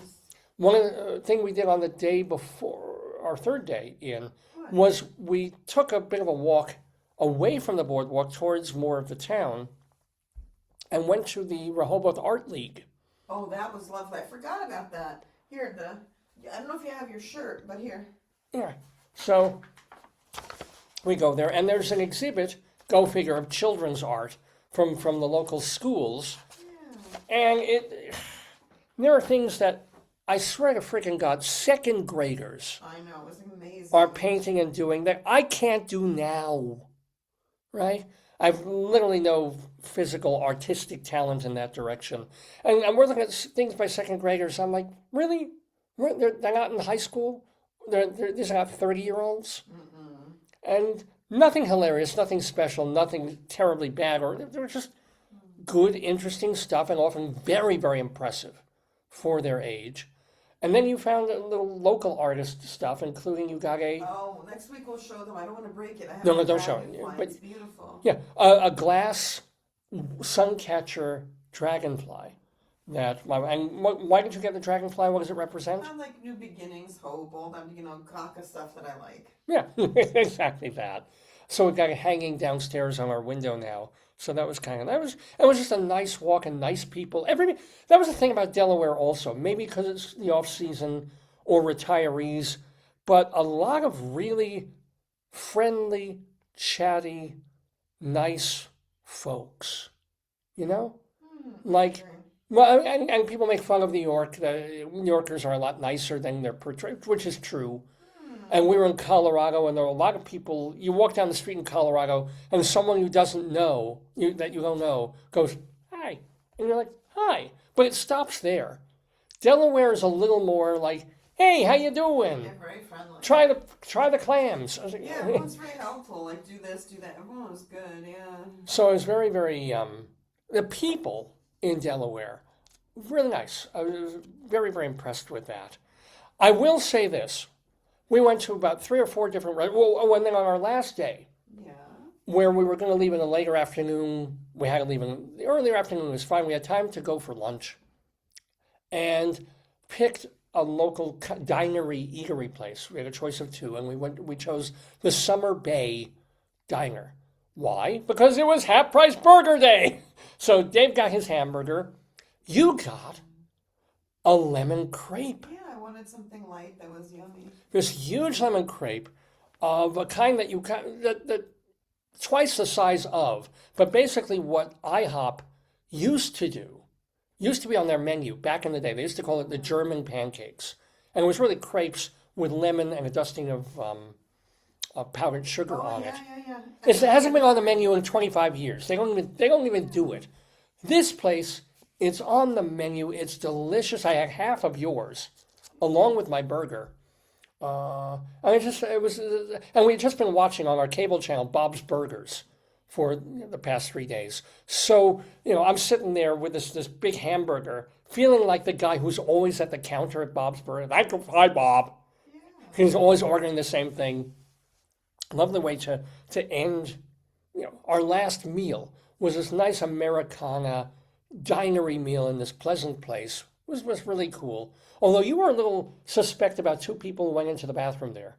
Yeah, I don't know what they did. They went in for a short time and then they left. Like, why would you go in together? Yeah, I mean, they were in for, you said, like a minute, not even? No, yeah. And then, of course, our driver's like, oh, they were shooting up. I'm like, what do you mean they were shooting up? They were just young people. Yeah. And he said, well, it only takes 5 minutes to cook heroin. I'm like, what? Because he lived in, like, some rough neighborhoods when he was a kid. I wondered if they did some kind of like they ingested something or injected something. Really? Why do you need privacy? For 2 people together. They could have gone to the bathroom in the library, which was right down the block. Yeah, that's true. I don't know. Maybe they just had to take their meds. Maybe they just had to fix their outfits or something. Didn't bother me. They didn't bother anybody else. It was nice. It was. You were too busy eating the crepe. You were like, oh man.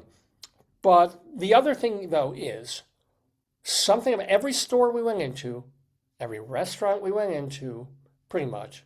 Like, I don't know what deal Stevie Nicks has made with the devil or with Spotify. Yes. Da, da, da, da, da, da. Put on your Stevie Nicks towel hair. Yeah.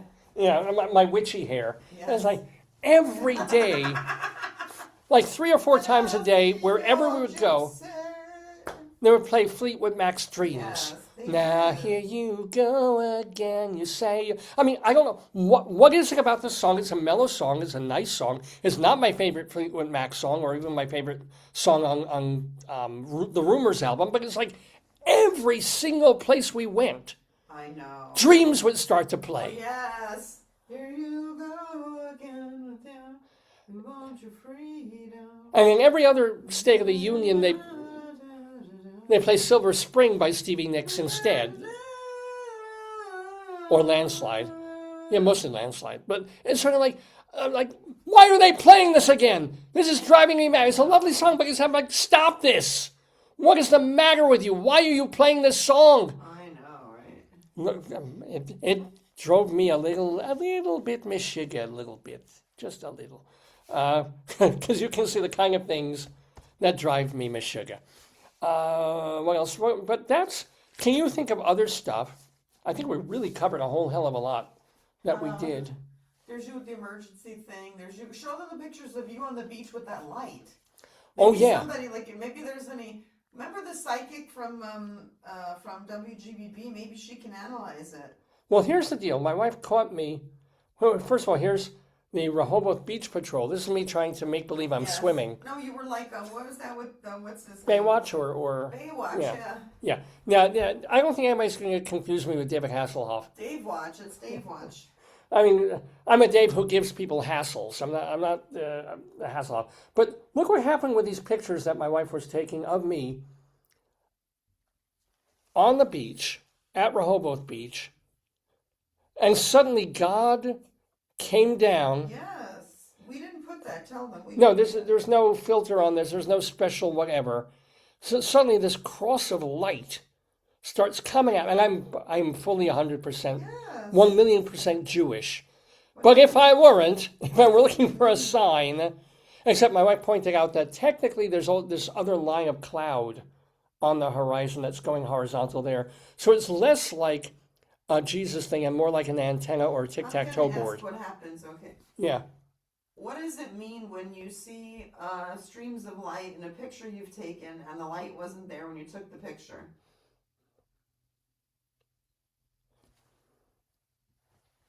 Oh, it's a lens flare. Oh, yeah, I guess it is a kind of flare, absolutely. But that's just. Let's see. There you go, one more. What does it mean symbolically when streams of light appear in a picture? Whoa! What? Look at this here. Read it. What does it say? You read it.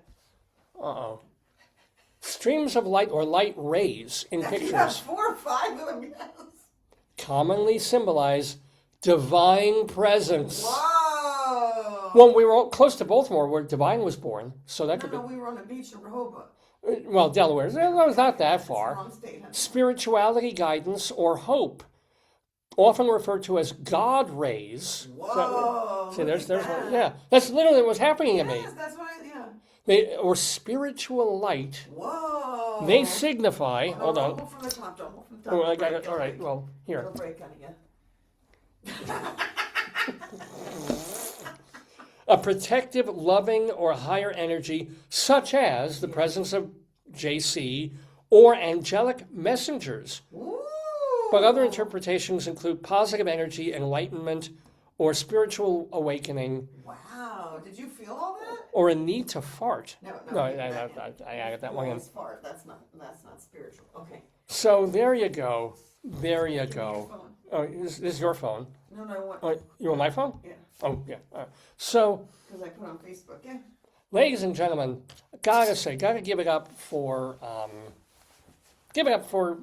Rehoboth Beach, Delaware. This is the guy who checked us in at the hotel. Oh, it looks like I a little mean, shark, baby shark, do do do do do do, baby shark.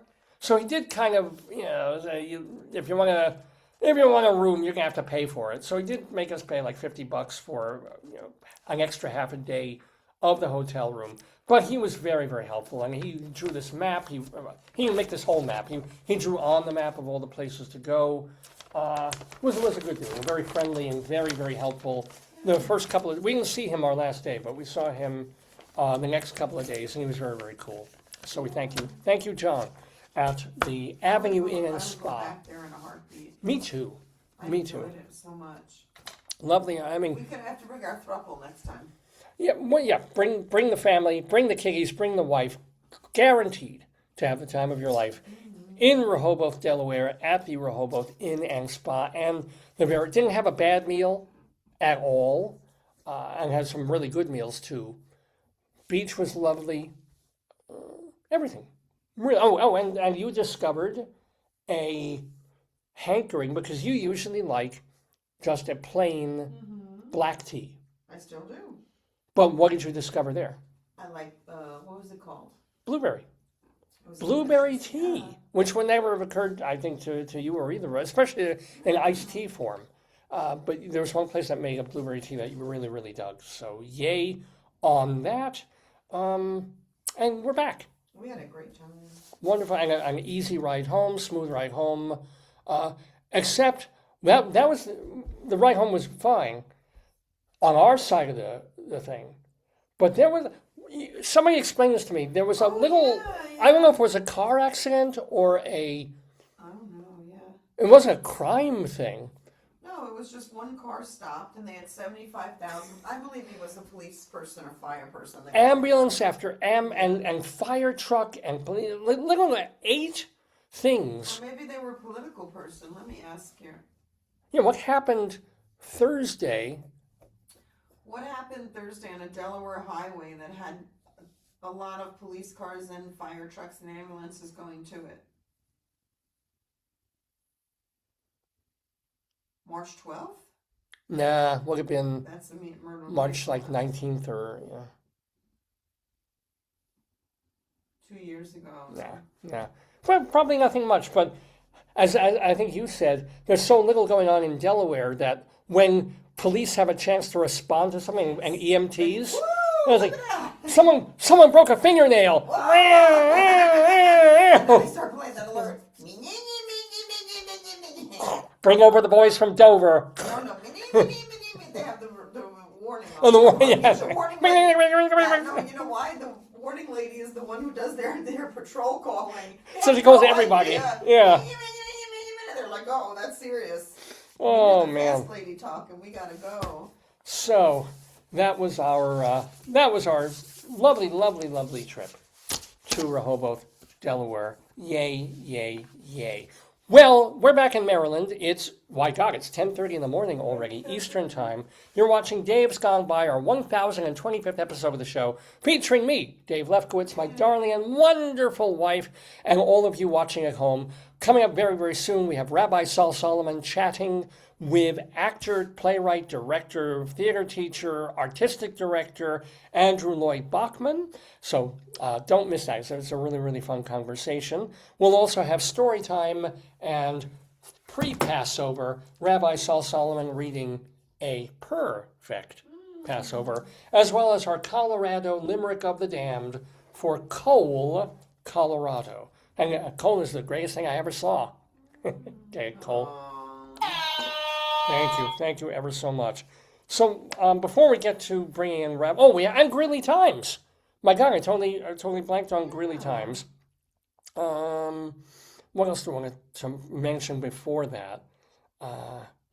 And to finish off a week away, because it's been your spring break, we actually had, because we're back from our trip, and you had grading to do, and I wanted to rest up and do it. So, the day you come back after a trip, you're always, it's depressing. It's down. You're like, it's over. Our week is ending. We had a lovely day yesterday, too, back in town. A lot of good things. I mean, it was one of those days we should have played lottery because so many nice things. You had some good news at work. 2 good things happened at work.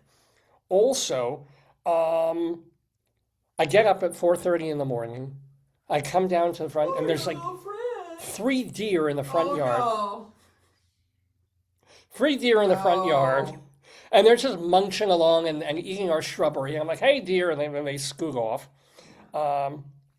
I go, my wife needs to go get a haircut because she's been jonesing for it for weeks. We get down to Baltimore. I mean, we're in northern Baltimore County, but she gets down to Baltimore, and I'm killing time because I don't want to sit in a salon. Although this place doesn't have really bad, stinky, perfumey smells. Talk about. I will. I'm talking about all the good things that happened. Okay. And so I go to a place I've been to before. There's an Indian restaurant. Oh, boy. It's both a pastry shop and an Indian restaurant. But it's not like Indian pastries. It's just regular coffee and things, and Indian food. And it's not great. You know, it's passable stuff. And I have to think, but I go in there, I get my like usual table. Every couple of months I go down there. And it's facing the TV, and they always have sports on these TVs. And literally, as I walk in, they've got the cable channel on, and it isn't the Olympics even. We're weeks past the Olympics. We're way past the Olympics, yeah. Curling. You love it. I sit down. I'm looking up because I figure, I've got to wait an hour while my wife gets a haircut, so I'll eat a little bit and I'll just work on my computer. But instead, I close the computer and I'm just watching curling, and then eating and watching curling, and I'm like zoned in. And then, I kind of take my mind off it for a little bit. I have my meal, I start checking my phone, and then I look up and I notice two things have changed. First of all, now they've changed the channel because they don't want to watch curling, they want to watch basketball. So they got like high school or college basketball or something going on. And they've changed the music. The music with this very nice indie, Taylor Swifty kind of stuff they're playing. And now suddenly they're playing rap. And I'm like, why did they change this? And it's rap with like dirty words in it.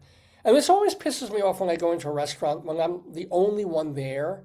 And granted, this is off hours. This was in between like lunch and dinner. So it's the time when usually not many people or any people are there. They clean, they change over. But I'm still there. I'm still eating. And I don't suddenly want to hear, not that I have any problem with dirty words, but I don't want to listen to rap while I'm trying to have a meal in an Indian restaurant. But then I realized the reason they're playing it was they had the album by Afro Man. And Afro Man, of course, was just in the news. He won that lawsuit. Or the lawsuit Did he win? brought against, he didn't bring the lawsuit, they brought the lawsuit against him for defaming the police department. For like millions, right? And he was like, you fuckers broke down my door. You traumatized me. Oh my God. And then you're bitching about me making fun of you on an album? I was like, go fuck yourself. And the judge agreed, and he threw out the whole case. So they're playing the When I Got High song, and I'm like, okay, I get it. I know why you're playing this now. But I wish they put the curling back on. I was loving that. And the food was... So, but just to walk into an Indian and watch curling, I'm like, that was another beautiful part of the day. And I saw your friend. Not only did we see deer Oh God. in our front yard, No. but for the first time in months, and it was also the first day of spring. Yes. Yesterday was the first day of spring, the Of course, equinox. that's where the devil appears from the lair. And I'm looking out the window.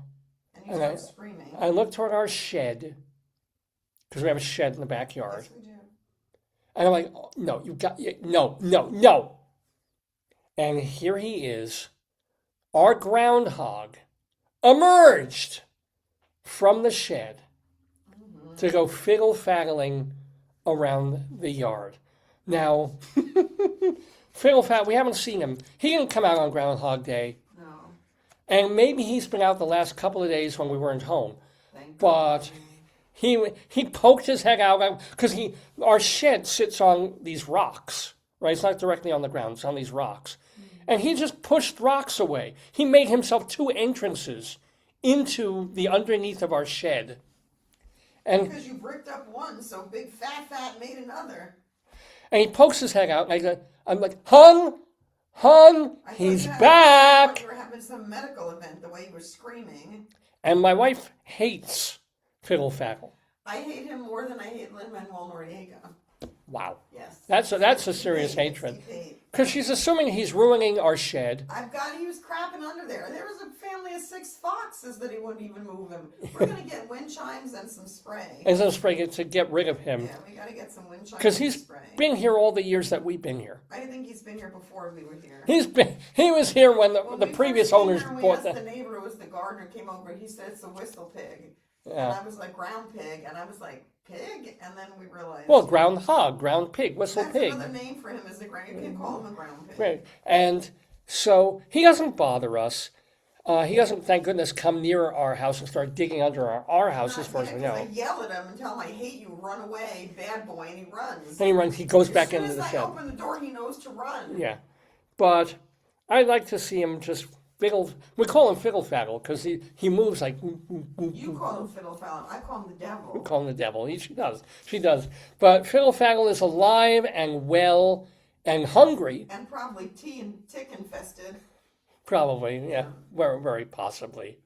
But he's so, you don't find him at all adorable. And when he goes up fully like this, like I want to take a golf club and knock his block off, David. That's what I want to do.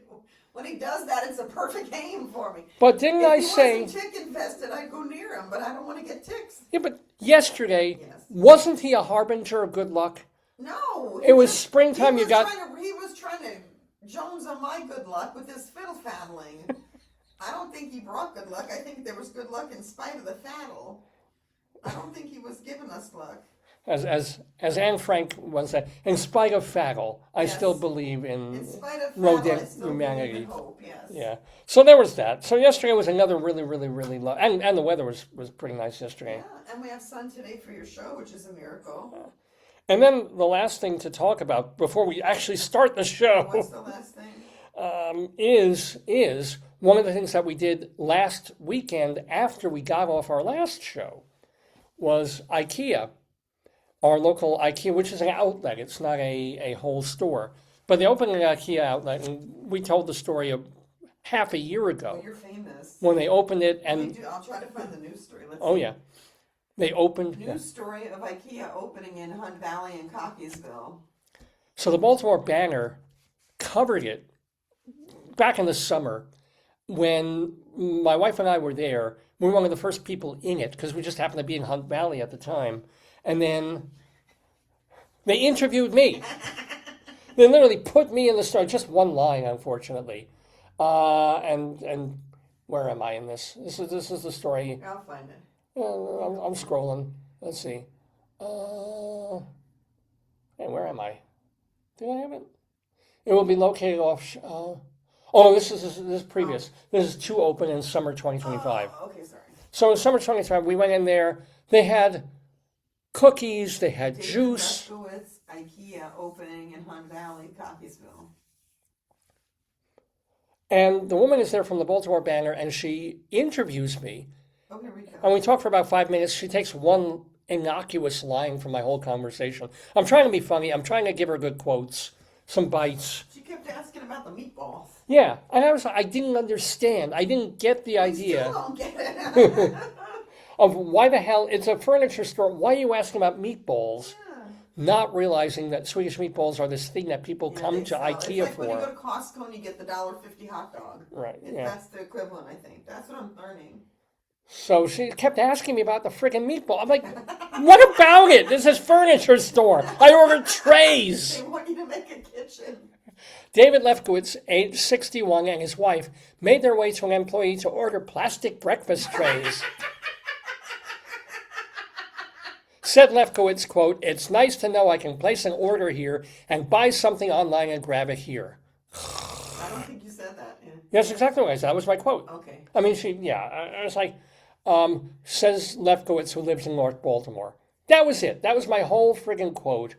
And she probably wanted me to complain about the lack of meatballs. I didn't. I didn't know. I didn't care. Perhaps if you talk more about the lack of IKEA meatballs, you would have got. So last weekend they have another. Your thing turned. You turned your. I hate when it does that. They had another open house at this IKEA. So we go, because it's Hunt Valley, it's the weekend. And again, they don't have meatballs. And this time I'm disappointed. This time, I wanted meatballs. And they had just cookies. You got a friend. Oh, and yeah, they had a guy there who I thought was helping out. I thought he was helping. Worked there, yeah. Yeah, we thought he worked there. And he's talking to us. David, he did not work. He told the same story to everybody in the facility there. Yeah, he said he was in town from Rhode Island. This is like 70-year-old guy in town from Rhode Island. We don't know if any of this is true. It's true. And he's obsessed with like Civil War reenactments. No, he was talking about the boat in the harbor, but Oh, yeah, I yeah. don't know what, maybe hopefully Maryland Harbor, I don't know. So he starts talking to me and like, well, yeah, okay, great, cool, nice to meet you. You know, and then telling me about the Civil War reenactors that they have. I'm like, okay, we've got some shopping to do. Nice to meet you. Bye. It takes all kinds. But, yeah, well, I think, so Interesting IKEA. And we did get, what did we get from them? We got a bag, like a see-through Like a storage bag. and then a non, she said they couldn't say citronella, but a citronella, non-citronella candle. Yeah, it has the same properties as citronella, but I think citronella is a brand name. Yeah. So they got this candle that's good for mosquitoes in the summer. So thank you very much. That's, was glad we went there again. I think we're one of their most favorite customers. We should be. I'm the guy who ordered plastic breakfast trays. I kept them in business when they were starting. No, but it's something to say, like, because you think, like, the way they market it, you think you can just buy kitchen, like, you can get a kitchen installed, but you can also buy anything from IKEA there. So the trays show that you don't need to pay $150,000 to get a kitchen redone. You can get a... Oh, and they also did not have the punch dumpling, the punch monkey thing. Yeah, but that you have to order. They said they were getting sold out. Of that. There's this monkey. I'll show you. Punchito monkey with baby toy monkey from IKEA. So tell us, because you know the story better than I do about this whole... No, he was abandoned. He had no mother. But here it's sold out. It says sells out. Wow. Yeah. And they gave it a toy, and it became his surrogate mommy. For this baby monkey has a toy monkey that he plays, and it went viral, and everybody wants one, and they get it from IKEA. It's an IKEA See, like monkey. Oh, yeah. Like he was a Good baby. picture. He was a baby, and then his mother didn't want him, so they gave him that. So everybody now wants that, just like they want the dumpling from the Olympics Yes. that was made by that company. But they still have him. He's very cute. He's got a little girlfriend called Mo, and now he has a girlfriend. There's a lesbian girlfriend No, named Mo. Mo. I don't know. Yeah. These are not names that they're transliterated. Oh, maybe, yeah. I don't know where his girlfriend is. What's his So- name? Let's see. Okay, I'm gonna ask Punch's girlfriend. Picture of Punch the monkey and his girlfriend Mo. Oh, they're so cute. Oh, really? Oh, is he? Yeah. Kissing. Is she his age? Are they basically the I same? think she's a little older, but some people like that. Oh. He's getting some monkey action right there. What does it say? Punch melts hearts after the baby monkey gets his first girlfriend. Good for him. Half the time the other monkeys are beating the crap out of Yeah, him. So right, it's so- fine. They're like flinging him around, and it's sad, And pretty soon she'll give him monkeypox, and then they'll have their first divorce, and it'll be fun, yeah. I hope that she protects him, and he's got some of the older monkeys will protect him when they throw him and stuff. People protect him, but the problem is, like, Yeah. What? it can be like the thing is, like they say, they have to socialize him. They can't raise him by humans because there's certain things that he has to be taught by the pack of fellow monkeys. But they're also sometimes very brutal with him because they have a strong order, and he came in and they're like, "Who are you? You don't have a mother." Boom, they're knocking him around. Well, I've been looking for a part-time job. I thought they would hire me to train the monkey to throw excrement. No, Because I can do that. I can reach down, and that's what monkeys do. They throw shit at each other. I can do this. he's so cute. He's so cute. I love him. But you know what that made me think of? What? When was the last time you thought about or heard about Mudeng, I'll look at the baby hippo? Where is Mudang, the baby hippo, now? Let's see. He's probably not that cute anymore. Now he's a hippo. But remember how everybody made this thing? Oh, we all want a little plush Mudeng and all the videos, and he's the cutest little thing ever. The minute he put on like 50 pounds, it was like, it's a hippopotamus. Yeah, it's hard to find. They don't have many pictures of him now. Whatever happened? What happened to Mudeng? I don't know. I think he just became like. They even have like. Remember the guy with the Tiger King? They said he used to kill the cubs when they got older because nobody wanted pictures with them. Like, Oh. I don't know. Well, I don't think they killed Mudeng. No, he's alive, but he's bad. They're not showing pictures, so. Really? Searching for Mudang. They're searching for him. How big is he now? Oh.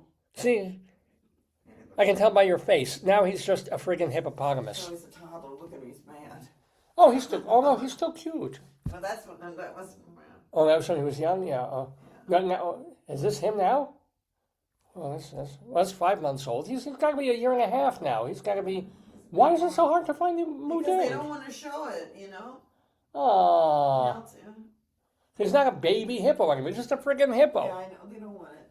They don't want the... don't want to show that. Anyway, you're watching Dave's Gone By. For whatever reason, you're watching Dave's Gone By. I'm Dave Lefkowitz. We have more to do on this episode of the show. We've got our Colorado Limerick of the Damned. We have Rabbi Sol Solomon interviewing actor, playwright, polymath. I would just say polymath. Andrew Lloyd What does Baughman. that mean? Just so good in so many different things. You know, he's a composer. He's a music teacher. He's a drama teacher. He's an artistic director, actor too. Andrew Lloyd Baughman, and Maryland-based, as a matter of fact. But before we get to all of that, and it's already 11:15 Eastern Time here in the Daverhood. Potatoes with us, of course, and it's time, I do believe, for Greeley Times. Because as I mentioned earlier in the broadcast, Colorado and Northern Colorado has this newspaper called the Greeley Tribune. And in it, once a week, there's a column called Cop Log. And it's based on actual factual phone calls that come into the Greeley and Weld County Police Department. But the funniest, most ridiculous things that people are calling to report, they take and they put in the paper in a column called Cop Log. We take the funniest ones of those and create our weekly segment, Greeley Times. The phone is ringing already. I'm going to take the card phone here. Yo-ho. Uh-huh. A caller. Oh, you know what? I will need these. A caller complained that a neighbor was outside in her underwear dancing around, and this had been going on for a few days. So how come I don't get female neighbors dancing around in their underwear? I don't know. I could dance around in my underwear.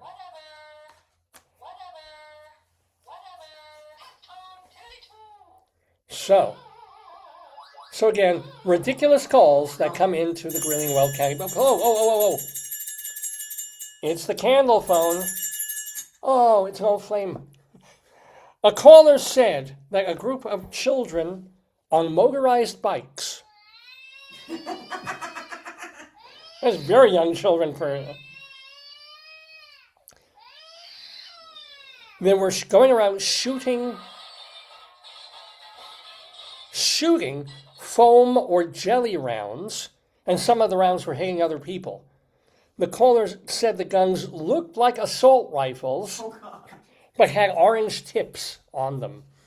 I mean, it's nice that he told the cops that they looked like assault rifles, but if the caller was really angry, he could say, "I see kids are holding assault rifles." Somebody's probably saying that to get them out there. They're Well, yeah. Nerf game. Uh-oh.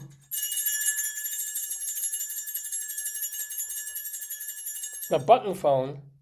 A caller wanted to know what they could do about the neighbor's cats going to the bathroom on her lawn. Yeah. Do you call the cops? I read a story. Yeah, yeah. I have to wee a lot, right? So Oh. it's a woman who she urinated all over her Airbnb, and they sued her, but she had some medical condition. They were fighting it. So she couldn't make it to the I bathroom don't know. of her, or wear a diaper. Yeah. So she would I just. don't know the full details. Here, I'm going to find the story. Yeah. Hold on. Oh, that would fit very nicely on our. Well, I didn't think of it until you just said it. Yeah, just Airbnb urine woman. Woman who urinated all over Airbnb but has a medical condition. Because I would sue her. I mean, it's one thing if you pee on a blanket. And I don't know what it was. You have to explain it. She's facing charges. Oh, okay. Wait a minute. Okay, we have an elsewhere here. Yeah. Well, it's really Pensacola. sad, yeah. A Florida woman is in legal hot water, okay, for how she allegedly treated her Airbnb rentals. Nicola Keogh faces a pair of felony criminal mischief charges. Felony criminal mischief. Yeah. Jesus. Police said she urinated on furniture and other items into Airbnb rental homes in Pensacola. Furniture. Did she stand up to wee on a desk? I don't know. Credenza. The arrest report noted, Yeah. thank you for sharing this, Well, I thought of it when you said it. It was in your feed. the 31-year-old woman filmed the acts while repeatedly relieving herself. She then allegedly posted the videos on an adult content platform. Oh, fancy. This is not about a disease. I mean, it's a disease, all right. This is not about. She's making fetish videos at the Airbnb. Quote. Well, there's nothing against an Airbnb where it says you can't make fetish videos, right? No, but you don't ruin. Why couldn't you put a paper towel or something underneath it to catch it? I guess that goes against it. If you're catching it in something, then it's not a fetish. She could show herself using the toilet. Oh, God. And some people. So, Quote, what is she in trouble? Why is she getting arrested? there, quote, said Pensacola police officer Mike Wood, there was a young lady inside making money in a very unusual way. She moves in mysterious ways that damage somebody else's property, unquote. Yeah. Authorities said $3,000, yeah, I believe it. What was she peeing on? Oh, was done to items including... What kind of Airbnb is this? An antique chair, a typewriter. Ew. Who has a type? Nobody. Well, who has a typewriter in Airbnb anyway? Ew. Yeah. Well, you know what key she kept hitting? P. A toaster. Well, that ruins the toaster. No, that also could be dangerous. Yes. You could have a fire. And the TV. How do you pee on a TV? Oh, well, a man could. Yes. I don't know how a woman can. A man can go. That's only all. That is only $3,000 of damages. Well, the antique chair probably. Well, a TV's like worth $200. $200. It seems like much more. The arrest report noted that the homeowner has to now replace all the damaged items. Kia was taken to jail and later released on. Where did she say medical? I don't see any medical. Oh, maybe I thought it was medical. Or this might be a different story. No, that's the one. I thought it was medical. I didn't realize it was a hobby. Here she is. She's happy. She's smiling. Let me see. Let's see. Oh, she don't look sad. Yeah. Is this her mugshot? Yes, it is. In Florida, even the mugshots look fancy. Yeah, she looks very happy. Wow. Well, at least she's not pissed off.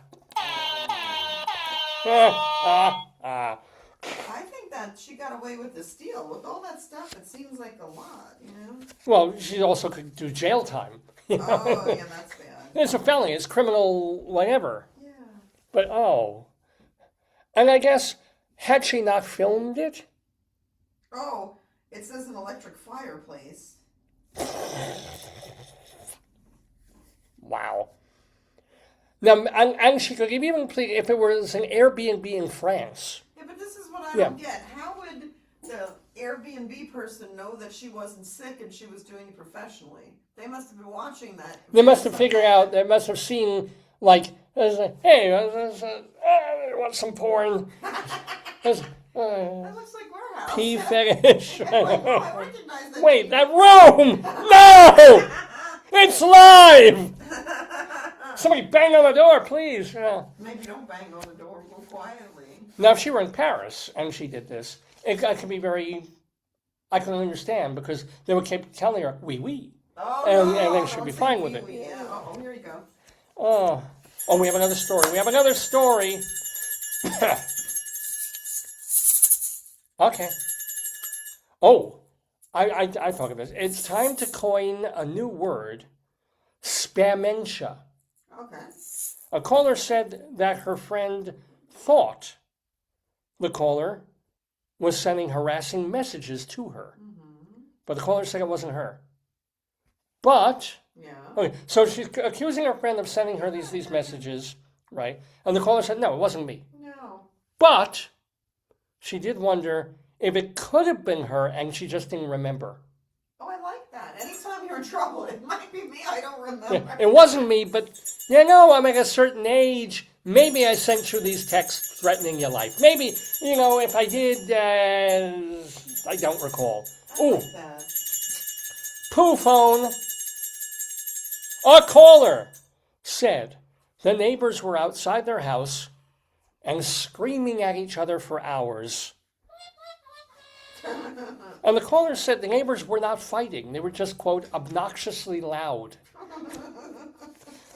Oh, lordy, lordy, lordy. Hey, let's get to some elsewheres, because one of the nice things is there's another website called the Shepherd Express that comes out of, I think, Virginia or West Virginia, and they aggregate funny, ridiculous stories happening in the news from all over the world. And look where we're going. It's dumpering time. Taiwan, China. And this was reported by Oddity Central. You know, in America, we worry about easy A's and unqualified graduates. Yeah. In Taiwan, however, Ershui Junior High School not only requires good grades, before their graduation certificates can be signed, students must scale a 15-meter high rock climbing wall. That's horrible. Kids take 6 climbing lessons each week to prepare for the test. The school says the training challenges students' limits and, quote, cultivates focus and physical coordination. That is good, but I don't think it should be to pass. I think it should be a gym activity, right? Yeah, exactly. It should, or to pass gym. This makes them to graduate. They have to do this. It does, however, allow them to climb over a military tank instead of merely standing in front of it. So I think that no, it's just. That doesn't seem fair. You can call me a square. I'm a Tiananmen square. Thank you very much. Ooh, goat phone with the elsewhere. One of our favorite places, Italy. We go to Puglia, Italy, where irony and history collide. Puglia is the home of a legendary rock formation where couples go to kiss under an arch. So they nicknamed it Lover's Arch. And it was kind of a Valentine's Day story. However, owing to age and recent storms, the limestone arch collapsed into rubble. And the irony, when did it happen? Valentine's Day. Aww. So Puglia went Puglia. Oh well. Now let's get back to the United States. Not Colorado, but this is going to, let's do our goat phone again. As reported by the Associated Press, in Port Orange, Florida, 63-year-old Anthony Sapienza was charged with 2 counts of felony battery following a brawl during a pickleball game There you go. at Spruce Creek Country Club. Here you go. Sapienza's wife, Julianne, was charged with 1 count of battery. God. Now, the Saps were playing against another couple when an argument started about a rule. Don't get pickleball players mad. Words were exchanged. Then Anthony hit the other guy, who, by the way, is an older adult, older than he is. Good, that's nice. He hit him with his paddle. Oh, that must hurt. And then started punching him. Before it was over, 20 players were involved in the fight. You're having people with paddles and anger. You don't give people paddles. In a country club. I love it. I guess we call it pickle brawl. I love that. Oh my goodness. I love it. Oh. Wow. Anywho, I don't know if we'll top that one, but we'll keep going with a couple more elsewheres. By the way, it's 11 o'clock in the morning Eastern Time here in the Daverhood. You're watching the 1025th episode of the Dave's Gone By show. Here coming to you live from Northern Maryland. And we are calling this episode Rehobo'S Lullaby because of our trip to Rehoboth Beach. So, One more, right? Washington Post. This one comes from the Washington Post. Back in the 1940s, I've got to get my glasses again, carpenters would sometimes slide a newspaper between the floorboards of a house to fix uneven planks. Oh, yeah. Remember when we moved in here and they were using newspaper to do something about an old leak or something, and they had to go into the ceiling to look for a leak? When we moved in here. Not here. Yeah, it was. Remember we had to get the guy to saw the right by the stairs, and he looked and he saw there was like crappy wood that was used to fix something. Maybe it wasn't used. It was crappy wood, but in the 40s, Carpenters would use newspaper between floorboards of a house if there were Like uneven insulation, planks. Yeah. So on January It 14th, was the Depression time. Vincent, I forget the guy's name, tore up the boards in a home in Fargo, North Dakota. Oh boy. And then he found a newspaper page from 1946. Oh. He showed the paper to the homeowner, 75-year-old Casey Chapman. What happened? Chapman recognized someone in the photo on the page, his own mother. Oh my God. It was a shock, said Chapman, because his family had no connection to the house. He had bought the house in 2017. What's that? Why do they have it? So the issue of the Fargo Forum featured 7 nominees for North Dakota Agricultural College's Homecoming Queen. One of them was the winner, I love it. Marty Anderson, Chapman's mom, who died in 2014. So imagine that. You're living in this house since 2017. They're checking the floorboards. They pull out a I paper love that. from that, and your mom is on it. Yeah. Chapman said, quote, "My mother was a wonderful lady, and he and his wife have framed the clipping and hung it in their newly renovated bedroom." Wow. Isn't that neat? Sometimes you get just these happy, wonderful. They should start digging around the house. Maybe they'll find more stuff. That's really. Yeah. I mean, just the idea that of all. Yeah. Woo, wow. Oh, wait. Where is it? That's better. I like that. That's that one. Let's see, what sound should go with this one? How Do you have about a this? car or an engine? Oh, yeah. That should have been for the Lover's Leap one, or the Lover's Arch. But now we go to this next one to Hialeah, Florida, as reported by NBC Miami. So, last month, a guy named Dean Young entered a parked landscaping van, and he had intended to steal tools in the van. Yeah. But he got trapped in the van. It was locked. No, that's my fear. Like getting trapped in an elevator or like a stairwell. Oh, poor man. Well, we didn't poor man. He went in there to steal things. Oh, I'm sorry. That's right. I'm sorry. I forgot that. Now, the owners heard his screams and he was pounding on the door to get out. They let him in there? Well, they were afraid to let him out Yes. because the man had machetes in it. Wait. So they called the cops. Why would you have a van full of machetes? What are you? Well, they're landscapers. They have all sorts of. yeah, that's true. And Young, who was already out on bail from another crime, I'm surprised the New York Post didn't pick up on this one, was booked for burglary and criminal mischief. Wow. So, gotta love it. Gotta love it. Yeah. Let's do another. And then we'll get back to Greeley and do the rest of the show. Pooh phone from Why Phillipsburg. don't you use your, Oh, yeah. which one do you want? Let me have. Oh my gosh, this is the red network or the blue network? Oh, you blew them all up. Let's do the dark blue network. Okay. Here we go. This story won't give you the blues. Here we go. It's a bomb, dude, like a grenade. Or no, I'm the infant of Prague. No, it looks like if you wore them, they could be earrings. Here, this matches your shirt. Wear earrings. Oh, look. Yeah. I'm the infant of Prague rock. So, a 25-year-old man from Phillipsburg, Montana, Yeah. drove to the local courthouse to pay a fine he received for having an open container. So while he waited at the sheriff to pay this He fine, opened up another container. well, no, the sheriff just noticed that he was intoxicated. Yeah.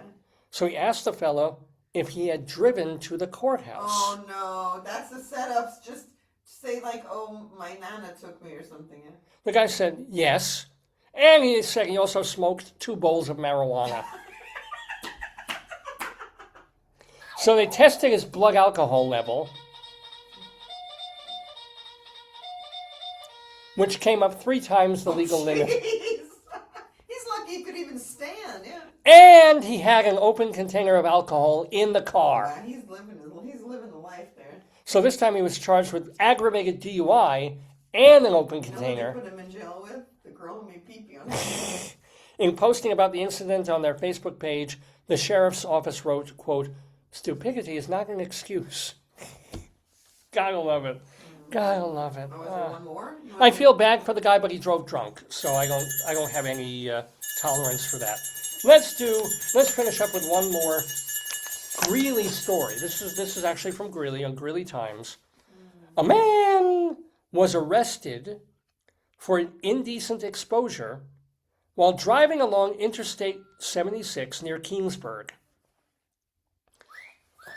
Another driver reported, that Omar Rodriguez, age 35, was unclothed and allegedly masturbating while driving. Talk about driving a stick. The other driver who called. David, how do people notice this? You know? Well, if he was unclothed. Yeah. I mean, well, no. Here's how. Oh. The driver who called police, told police that Rodriguez was purposefully going the same speed as hers. So he's trying to he's what do they call that? Not voyeur. It's Necking. Stalking? well, no, yeah, but also an expositionist, someone who wants to be watched. Exhibitionist. Yeah.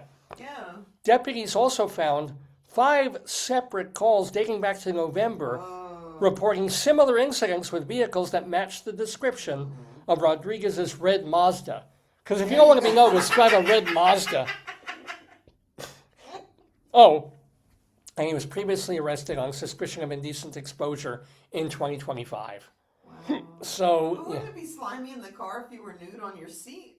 You know, and then it's like hot, you have the windows open, you have your seatbelt. I hope he's wearing a seatbelt. Okay. Well, at least, if he doesn't have any fluid in the windshield wipers, he can... Oh, yes, indeed. And I'll tell you one thing. If he got a flat tire, he knows how to use a jack.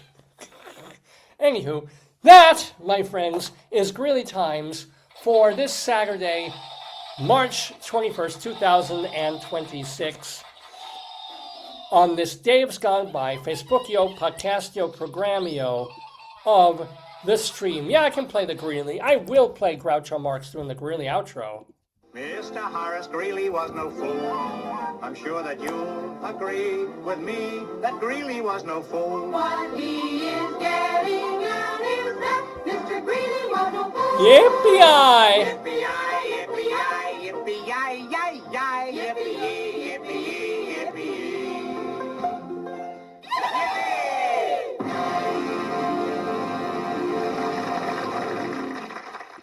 So, ladies and gentlemen, here on this 1025th episode of the Dave's Gone By show, I just have to find, I thought I had it. Where is it? Hold on. Oh, I'm going to play it. I think I got to play it like this. Hold on. I will do it directly from my own thing. I should have had this set, but I didn't. But now I will. Hold tight, folks, because we have our Colorado Limerick of the Damned coming up. We also have Storytime with Rabbi Sol Solomon. And speaking of the great Rabbi Sol Solomon, we have his interview now with a fellow named Andrew Baughman. Now, Andrew is I called him before, a polymath, a jack of all trades, but a master of several. He's a songwriter, composer, playwright, author, music teacher, drama teacher, artistic director of a theater company, actor, singer, based in Maryland. And Rabbi Sol will tell you more about him. But Andrew Baughman, the cool thing is that on March 31st, you can go see him do his solo show, where it's a cabaret show based on the songs of Tom Lehrer. And I know there's tomfoolery, they produced that, Cameron McIntosh produced that. But if you want a nice cabaret show of him doing Lehrer songs and maybe some volunteers also coming up and singing singing songs as well, you're definitely going to want to hear from Andrew Baughman as he talks to Rabbi Sol. So let me share my screen. Wow, a lot of things open here. Let me just take that down, let me take that down, let me take that. Cancel that, don't need that. Do need this. So, ladies and gentlemen, without further ado or a don't, here's the founder and spiritual leader of Temple Sons of Bitches in Great Neck, New York, Rabbi Sol Solomon, chatting with Andrew Baughman. Oh, shalom, my friends. Shalom, my enemies, too. This is your old pal, Rabbi Sol Solomon, the founder and spiritual leader of Temple Sons of Bitches in Great Neck, New York. And oh boy, we have a playwright. Oh boy, we have an actor. Oh boy, we have a teacher. We have a writer too, and all these things in the person that we're looking at, Andrew Baughman. Let me tell you a little bit about him. First of all, his plays include, or plays and musicals, Frosty the Abominable Snowman, very cute, and a couple of musical parodies like Breaking Hunger and the Exorcist musical, Turn Off the Hell. There you go. That sounds like fun. He is the producing artistic director of a theater company in Maryland. It's the Landless Theater Company, where he has staged such musicals as Betty the Yeti, Cannibal the Musical, which is, of course, by the South Park Boys, and yours truly, Jack the Ripper. No, I'm not Jack the Ripper. He did a musical called yours. And anywho, plus he's acted in more normative things like Kiss Me Kate at the Washington County Playhouse, and he was Sweeney in a prog rock version of Sweeney Todd. We're going to ask him about that for sure. He's also a music and drama teacher. Won't you please welcome to the Daverhood, Andrew Lloyd Baughman. Shalom, Andrew. Hello, Rabbi. Thank you for having me. Oh, thank you so much for being here. A good Shabbos to you. So, first of all, we have to push the show that you are doing and have been doing for a couple of years now, but you're going to be bringing it to Maryland's Otto Bar, which is like this cabaret club. It's like the upstairs space up there, where you are doing a tribute to one of the greatest comic musical satirist writers of all time, the great Tom Lehrer, in a show called Tom Lehrer is Alive and Well. Actually, he's not. Tom Lehrer is alive and well and has given away all rights to his music, which he had. So, when you started doing this show when he was alive and reasonably well, how did it come to you? Well, in the greatest, the way you expect is that a friend wrote to me and said, "Hey, I hear you're looking for royalty-free material." Tom Lehrer happened to give. I'm a huge fan of Tom Lehrer, and I always have been, but I was not aware that he had given away the rights to his music. And when I saw the website, it was intriguing. So, all great ideas start with what's a good cheap hit, and there it was. Absolutely. Have you ever? But there have been musicals even when Tom Lehrer was still getting paid, like they did Tomfoolery out in England, and then they brought it to off Broadway. So, how is your Tom Lehrer show unique? Well, I was a fan of Tomfoolery as well, and I definitely wanted to make the show kind of its own thing. At the time when I picked up this show and when I started working on it, in the show itself, it's moderately autobiographical. It has a little bit of information about me and my connection to Tom Lehrer. But I'll just start there. That when I was 17, I used to go with my friends to a piano lounge in Gaithersburg, Maryland, called the Flaming Pit, which is no longer there anymore. And that was. I wonder why. Why would a place called the Flaming Pit not thrive? I don't know. Yeah. It was actually a very good restaurant, and they had a nice little piano lounge in the back. And the better question was, what were a group of 17-year-olds doing going there? All right.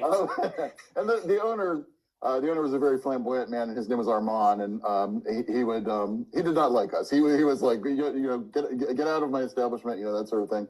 You can come when the pianist is playing at 9 o'clock at night. I don't want you here before 9. So we would show up at 9. And we'd go back into the smoky room because rooms were smoky back in those days. This was about 1994, 1995, that time period. There was always a different pianist every night, but my favorite pianist was a guy named Blake Pace, who's still touring around and still does some stuff down in North Carolina and in this area. And he really introduced me to Tom Lehrer.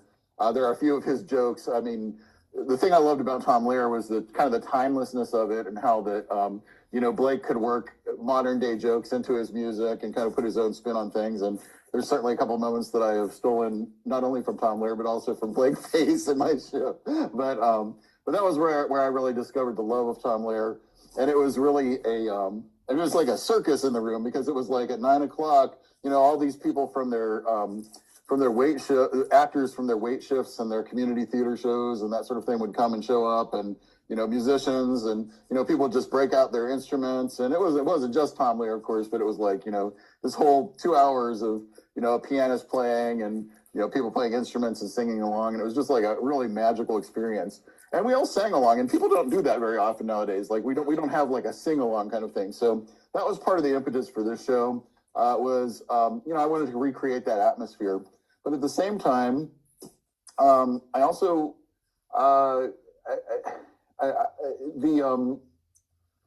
just nowadays comedy has taken on a different tone, I guess is what I would say. And I was wondering, I was curious. It started almost as an experiment. Some of Tom Lehrer's music, has it become dated? Has it become offensive?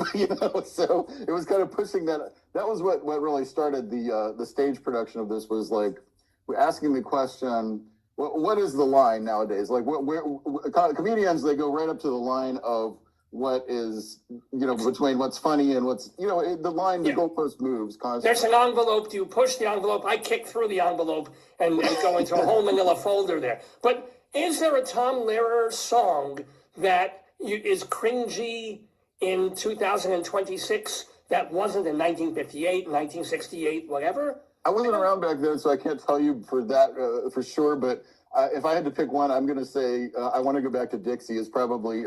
It's it's making fun of the KKK culture. It is, but in this day and age, in this day and age, there's just people. Comedy is just taking a different turn. Comedy is almost you have to really state your viewpoint up front, so that there's no ambiguity of what you mean when you sing a song. So that was the one for me, that was the one that I was like, will audiences still laugh at it? It turns out they will. It's right in my show. Make it work. That's what artists do. They look at the difficult thing and they say, oh, it's a challenge. We'll do it. We'll finesse it. And it is a funny song. So as far as my show goes, after I've given you all that background, it's kind of like it's a cabaret, and it's a tribute show, but it's also sort of a musical theater piece as well. And it has a story, and I play a character because I needed to frame this somehow. So I play a character who's known as Professor. It's spelled Professor Charles Chucklenut, but it's pronounced Professor Charles Shukelno, and he's very, he is a professor at Dundalk Community College, which is a mythical, college in our area, and we came up with the name for that by kind of crowdsourcing and saying, what's one place that everybody in Maryland can laugh about? It's like, what's the place that everybody makes fun of? And I got to tell you, in that poll, it was kind of neck and neck between Dundalk and Glen Burnie, I believe. Oh, Glen Burnie, yeah. I think we decided, for people who don't know Maryland, Dundalk just sounded funnier, so that was just a funny sounding name. So yes, he's community college sociology professor at Dundalk Community College. And the conceit of the show is that he is presenting his PhD, his dual PhD and MFA musical comedy jury for an online jury at George Santos online school. So that's a lot to say. So when the audience comes in, they see a screen, and it's very professorial, and I have all this technology set up, where, I may be conveniently reading my music, but also I'm Skyping to the panel at George Santos Online University, and I have my assistant who's also on another device and that sort of thing. And it's and they themselves are the studio audience for this kind of event that's going on, because they're part of the experiment. Is the dissertation is about pushing that line, what is funny today, through what is the intersection of sociology and musical theater with Tom Lehrer's music. And the question we're asking is, what is still funny to today's audiences? Where's that line? So throughout the night we go and we try to we push that envelope and see where we Let me guess. The one that works that you never have to worry about and is going to be explosively funny, even to people who've heard the song 10 million times. You got Poisoning Pigeons in the Park. Yes. Right? Which automatic, you can count on it. We have songs that I put Tom's songs into different categories, and I say he has the silly songs. Okay, so I do start out with the silly songs, Poisoning Pigeons in the Park, I Hold Your Hand in Mine, the hunting song, that sort of thing. They're just zany songs. Okay, and then and then he has a number of songs that I call the songs that I mean informally I call them the songs that don't quite work today because they're dated in a way, like you don't quite understand what they meant. Like there's a song, Whatever Happened to Hubert Humphrey. The Werner von Braun song could, iffy on the line or not. Those are the war songs, and I'll tell you, I didn't really get into the war songs, but the show is ever evolving, and with the current events, the war songs are going to be making an appearance soon. maybe by the end of this month. So we'll see. Or the Alma Berfel song probably needs some explanation. Exactly. There's a George Wallace song, So I've taken those songs, and those songs I've kind of updated a little because it turns out, Hubert Humphrey was LBJ's vice president, and he was somebody who was kind of forgotten, kind of left on the sideline. And I don't know who would there be nowadays who's like that. Is there a vice president in the recent past who just disappeared? And Dan Quayle, hello, Dan Quayle, yes, exactly right. So there are those kind of songs as well. And then there are the songs that are just I think like the I Want to Go Back to Dixie, that just are they still tasteful? We have to ask.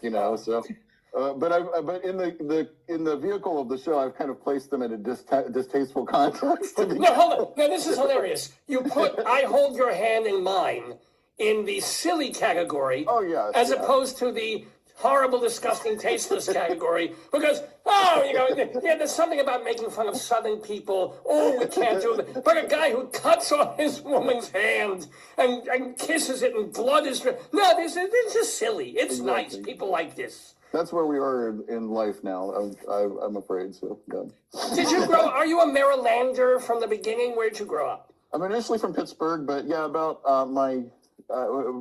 later grade school years, I did move to the Gaithersburg, Germantown area of Montgomery County, and so I would say I'm probably a Marylander at this point. So tell us a little bit about being in Maryland, because this show emanates. You can smell it.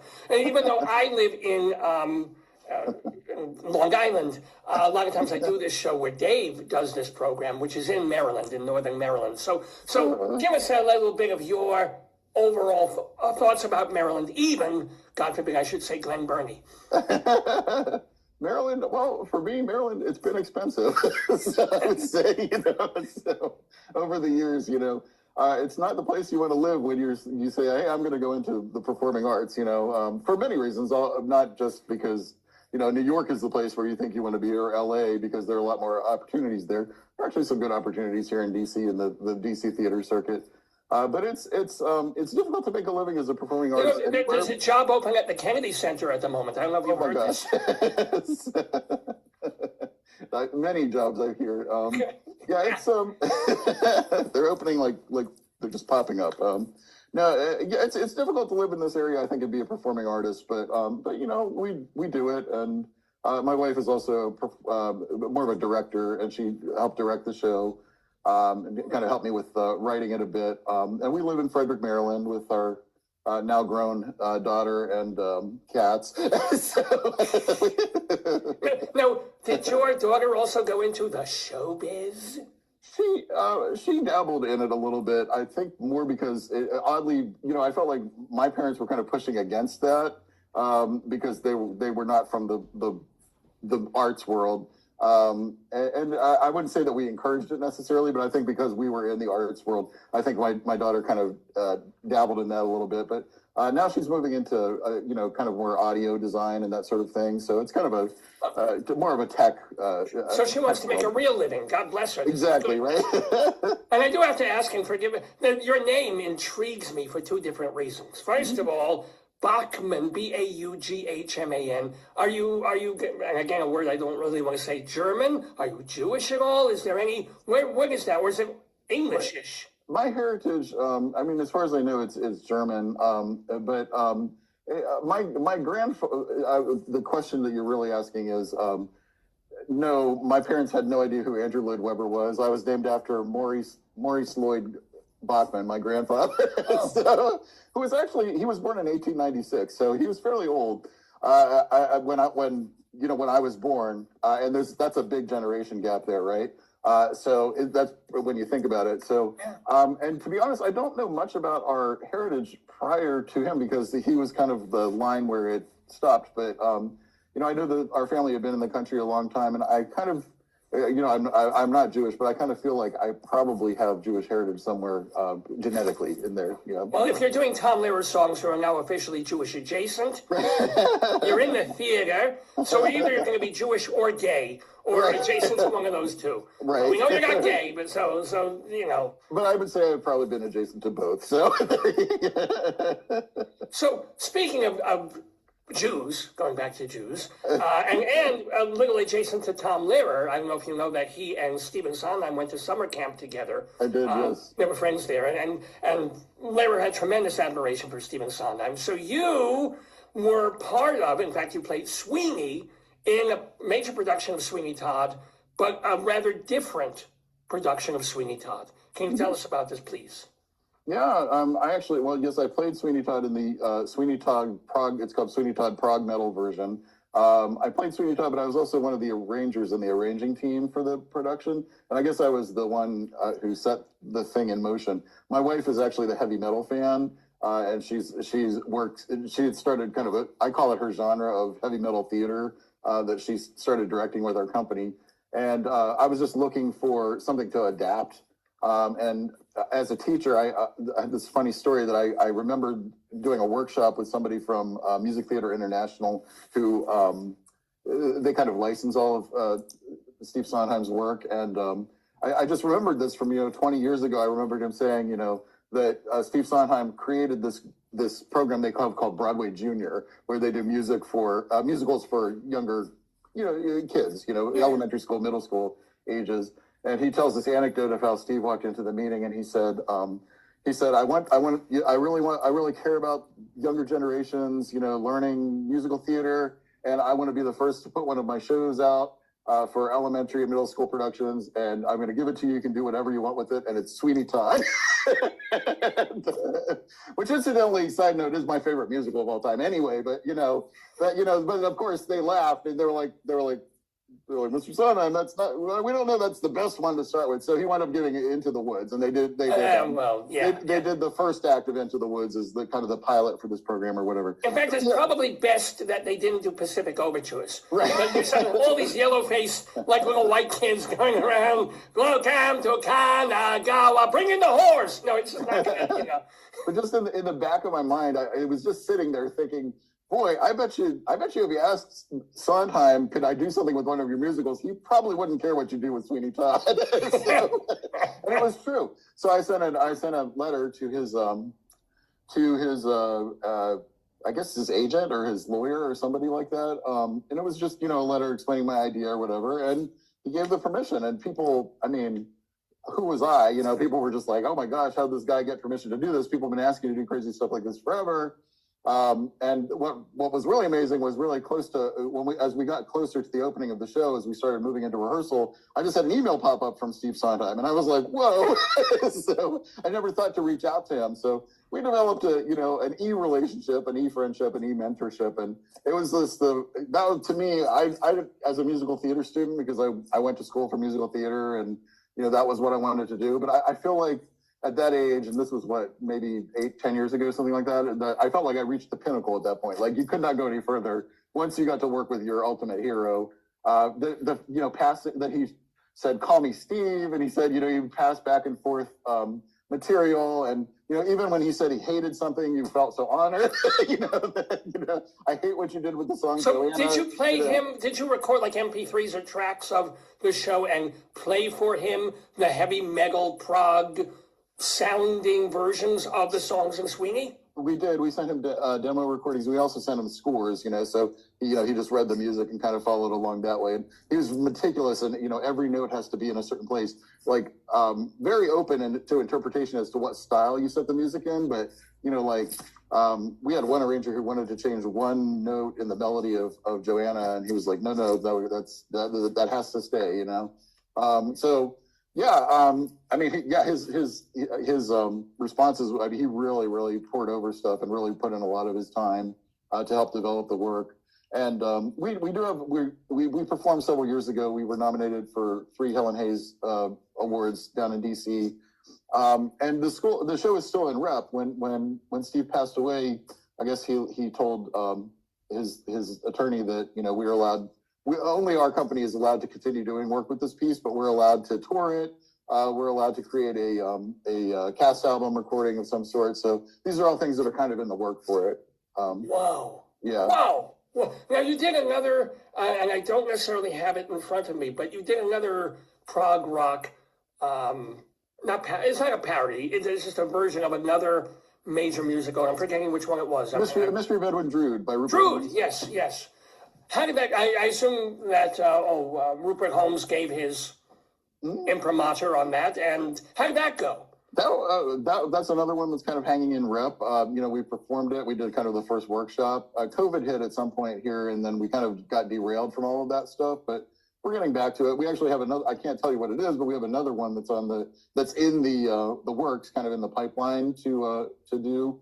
But yeah, Rupert was actually. He was a lot more accessible. He was really, he's just a great guy. I was teaching a summer camp. This is the kind of guy he is. I was teaching a summer camp and we were doing his musical Curtains.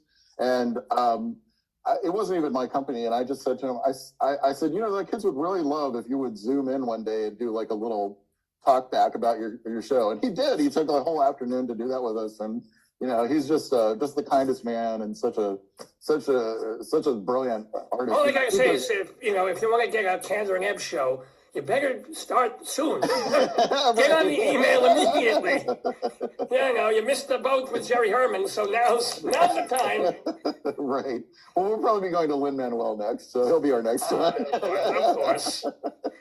So, by the way, we're talking with Andrew Lloyd Baughman, and he's talking about this theater company that he is part. Well, you run a theater. This is how I don't know when you sleep, because you've got a family, you got a grown kid now, granted, but you've got all this going on. You run a theater company, you act, you direct, you do these shows, you write plays, you've written a couple of friggin' books, and you teach full time. Is this true?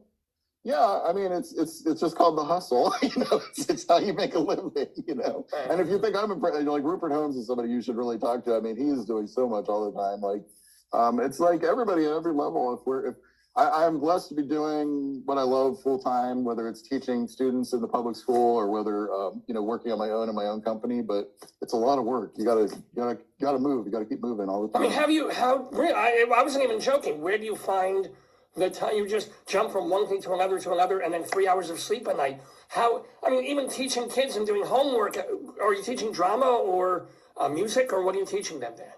This year I'm teaching theater with Frederick County Public Schools, but I've bounced around. I've been an English teacher. I've been an orchestra teacher. I've been a chorus teacher. I kind of go where they need me, but yeah, that's what it's all about when you're building a career in this field. You look at the times of the day. If you're a non-equity performer like I am, and I have a non-equity company, we tend to rehearse in the evenings. We don't rehearse in the daytime. So you have the daytime hours open to teach. You probably make a better living that way than if you were working doing an equity job during the daytime. And then you have your evenings free to do all sorts of other stuff. It's just like scheduling is your life. You just have to know how to do it. Do you go to the theater? Do you see the shows like Every Man and The Only and the other theaters in and around Baltimore and DC too? Yeah, I actually I made a pact with myself that I wanted to see more theaters several years back. So I started writing reviews for my friend who passed away, Joel Markowitz, who was like on this program. The spirit of DC theater. The guy, talk about somebody with energy. My gosh, he was doing so much all the time. But yeah, I started writing for his website, a couple blogs. He moved for a couple different blogs, and I was writing for him, and that got me out to see a lot of the shows. obviously I'm a huge fan of really most of the theaters. Right in Frederick, where I live, there's Maryland Ensemble Theater. That I don't know if people in Baltimore are aware of it, but it's a great theater right there. It's an ensemble-based theater, a group of like 30 artists together working there, and they have their own theater space, actually 3 different theater spaces. I worked with them several years ago, and they're still going strong. And then in, the DC area, of course, Signature Theater, I think is like the mecca of musical theater, almost anywhere. I love their work so much. And, Arena Stage, Shakespeare Theater, there's so much good stuff in DC. I don't get up to Baltimore as much, but I know Center Stage is out there, and I think they have some good work out there. So the theater bug, since your parents kind of pushed you away from it, was there a production you saw either as a child or in high school or even maybe later than that? Was there something that you just went, that blew your mind either as just a person or as someone going, music, arts, theater, that's where I'm going? There were 2 that stand out in my mind. One was when I was very young in Pittsburgh. My parents took me to a production of A Christmas Carol that was in a black box theater. I think it was the Pittsburgh Playhouse. And I was mesmerized by the fact that they had no costumes, no set. It was just a black box theater, and absolutely everything in the production was pantomime. Everybody was just wearing plain black T-shirts, and to my what was it, kindergarten, first grade mind, that just wow, because I would say maybe to my fault, my company will say that that is my MO in theater. I am so. As far as design goes, I think your imagination can do so much more than any budget can do with any sort of, scenic design or production spectacle or things like that. If you find a theatrical way to do things using pantomime or minimalism, it's really amazing. So that was the first. The second one was Mystery of Edwin Drood. I saw a production of that. That was actually a student production by a group called Wildwood Summer Dinner Theater. That was a student-run group that was in Montgomery County that a lot of my friends were involved in. And I went to see it, and I was, the multiple endings and just the overall chaos of that show. I fell in love with it. So, and that was really inspirational to me about a lot of the stuff that I wanted to do as well. And, helped with the connection when I met Rupert, I legitimately, since I was 16, really was into his work. And as you were talking before, a lot of people, when they make the choice that you made as a career, they go to New York. Why did you stay in the D.C., Maryland, Pittsburgh-ish area as opposed to taking that bus and getting out of the Port Authority and saying, I'm going to be a star? That's a great question. I actually did go to Philadelphia, the University of the Arts, which is closed down in Philadelphia. I did my first year of college there. And that was a place where people were training to go to New York. And I did very well academically at that school, but I felt I felt a little out of place just in the school environment in general. And I remember it was very expensive. I remember going to the advisor, Paul Berman, and asking him, basically for more money. I was like, could you give me a little, I've got more than a 4.0 here. Can you give me more money? And he said, this isn't the right school for you. He's like, this is a school for people who just want to be actors. He's like, you want to be a playwright, and you want to be a director, and you want to teach, you want to do all this other stuff. He's like, someday this school will be there, but not today. So he wrote me a very nice letter of recommendation, and I transferred down to College Park. And simultaneously, I was working, I was just building my own theater company. I think at some point, there was just something about, I always say, I'd rather be the artist than the paint. You know what I mean? Being the one holding the paintbrush to me is so much more important. So how much, you don't do as much acting now, so mostly you're concentrating on writing, arranging, teaching.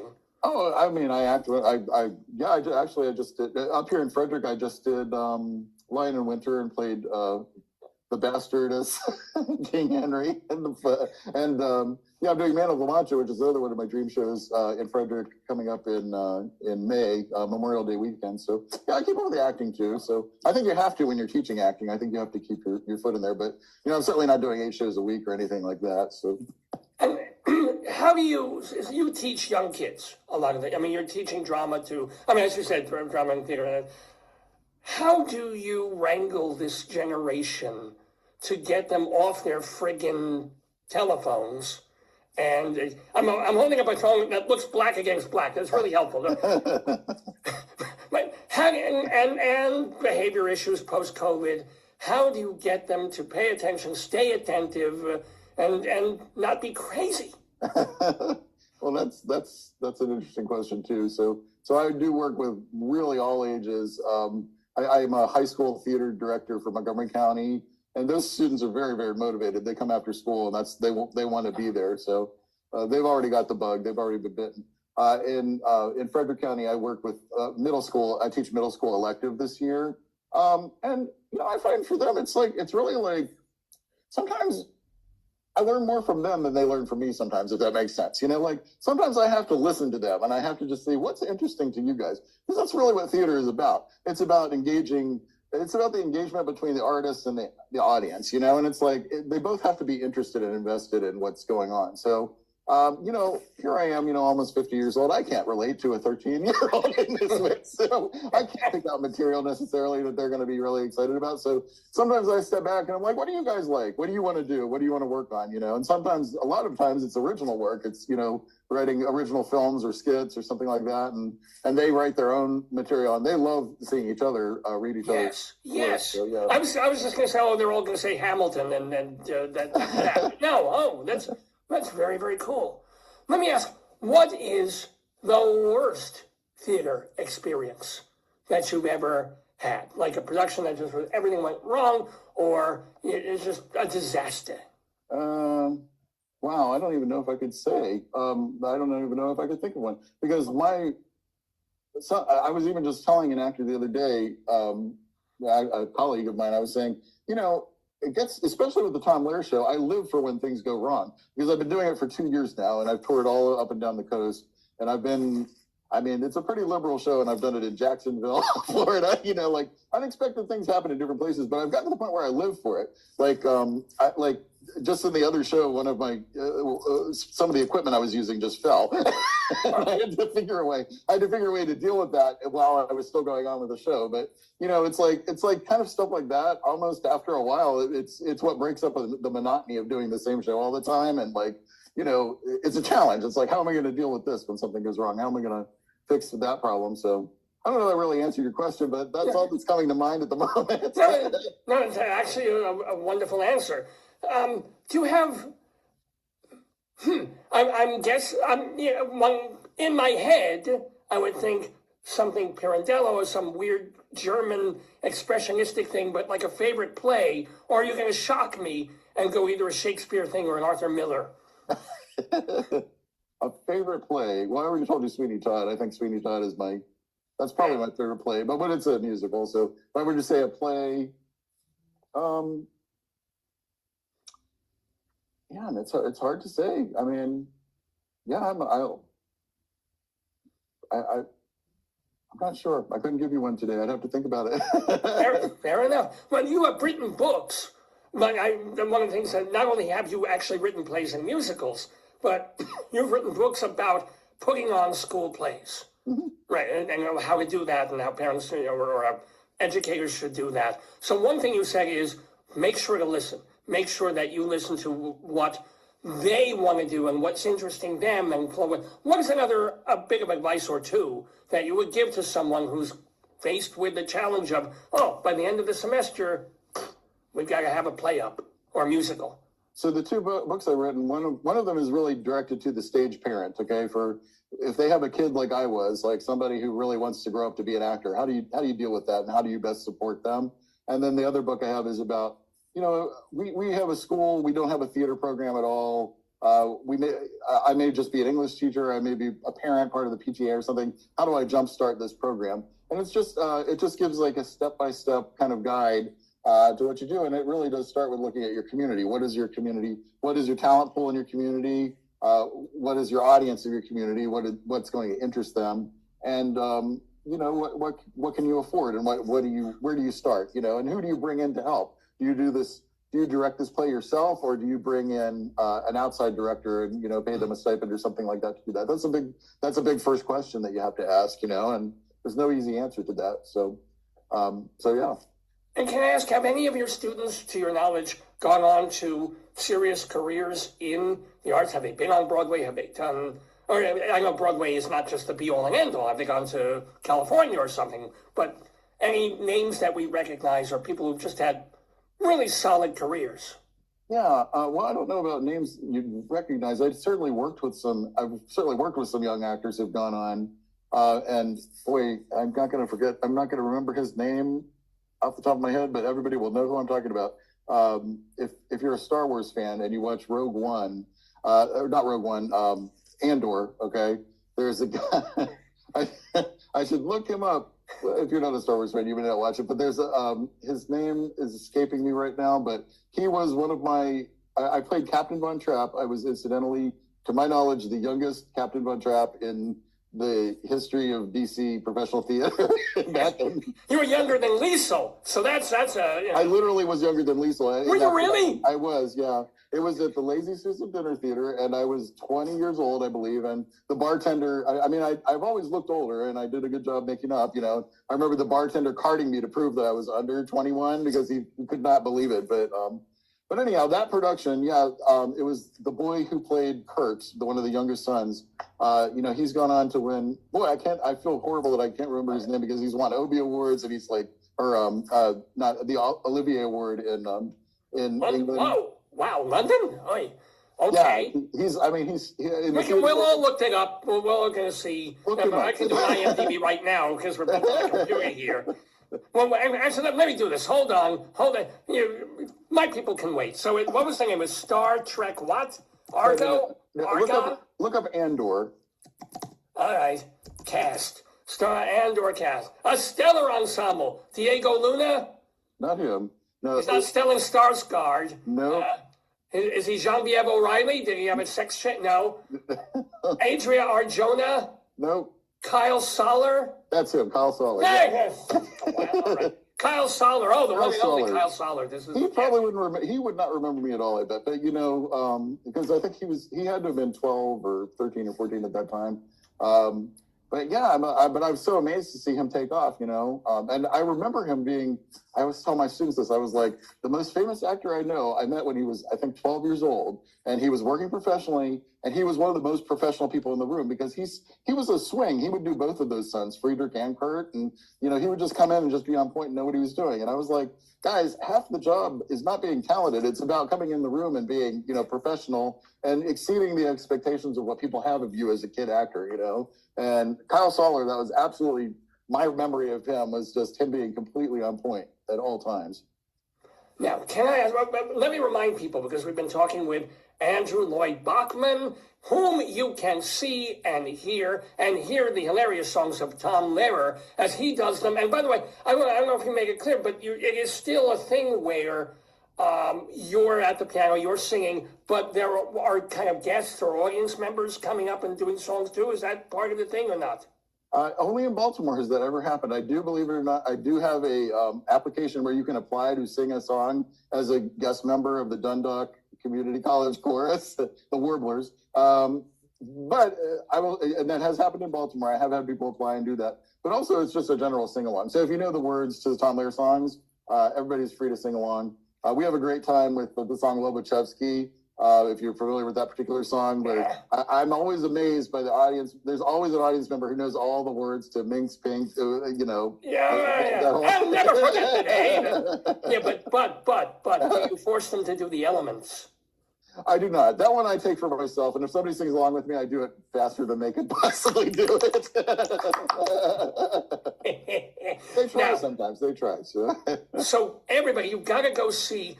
The show is called Tom Lehrer is Alive and Well and is giving away all rights to his music. And it is happening on March. That's the one thing I didn't write down. Is it March 30th or 31st? 31st. And Rabbi, I have a question that only you can answer. Okay. So this is my third time at the Auto Bar, and believe it or not, it is my favorite place to play on the East Coast. Incidentally, if you like the show and you can't make the Auto Bar, I play almost every Sunday in Frederick at a place called Frederick Magic Lounge. Okay, it's a small, very intimate theater. Yes, Frederick Magic Theater, I believe it's called, and the Frederick Magic Theater and Lounge. Okay, and there's a magician who works there all the time. Jeff, his name is Jeff. And he does a show every Saturday night. You also want to check him out. But yeah, Sundays at 2. come out there. You can get great lunch in Frederick. It's a great time to come out if you can't make this particular show. Are you doing lyric songs? Or are you piano barring? I mean, what are you doing? It's the show. It is the show is same show. But I'm coming out to the Auto Bar on the 31st. So my question for you, this is, as I was saying, this is my third time coming here. So I've made a few fans, a few friends. There's a guy, I don't want to reveal his full name, but his first name is Bill, okay? And Bill... Oh, I know him!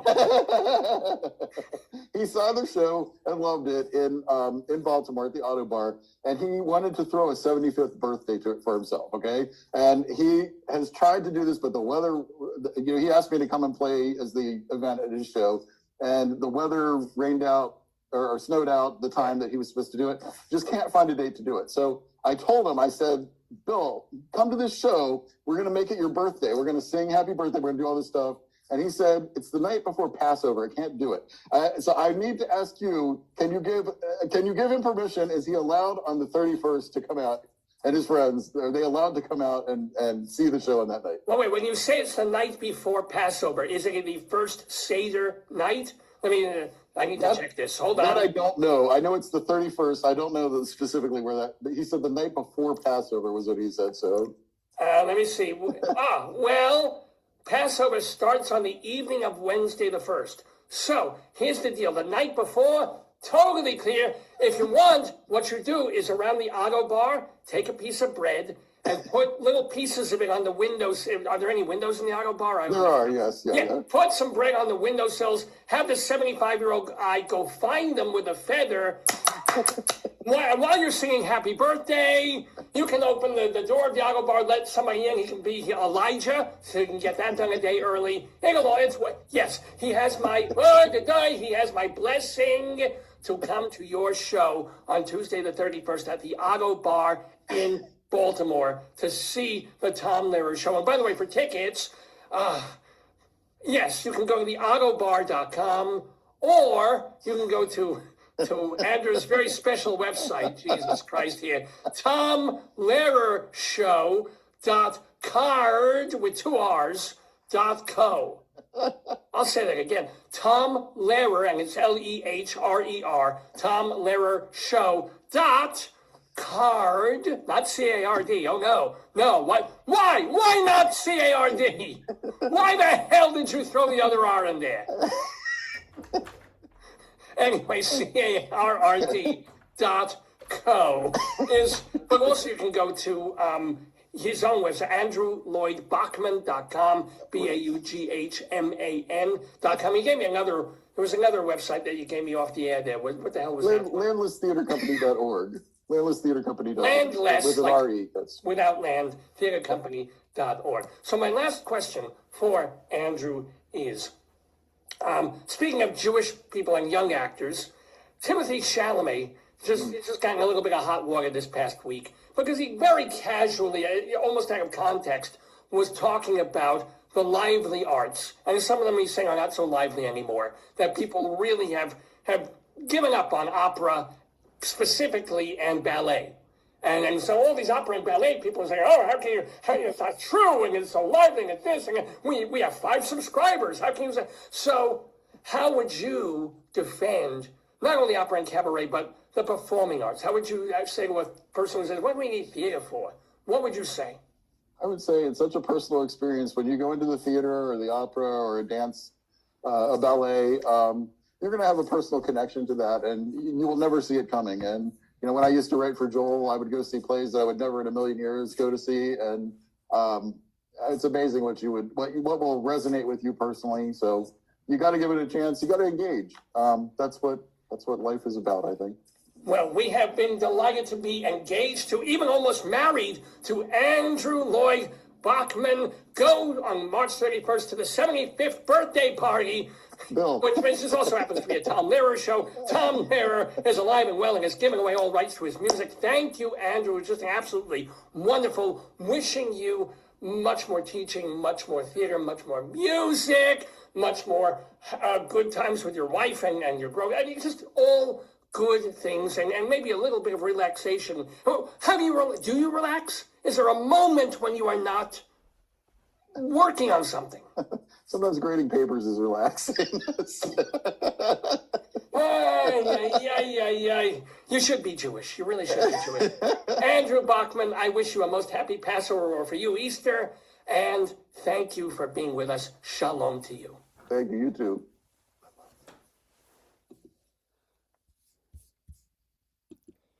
Here live on the Dave's Gone By program of the air. I was throwing his voice there for a moment.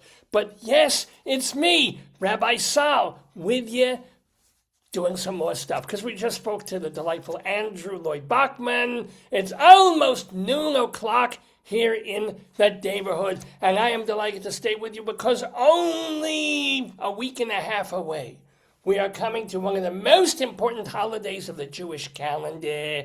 It's Pesach, or as you people like to say it, Passover. It's the one where we got out of Egypt. It's the one where we sit around at the table and we have the Seder. It's the one where we eat so much matzah that we can't poop for a month.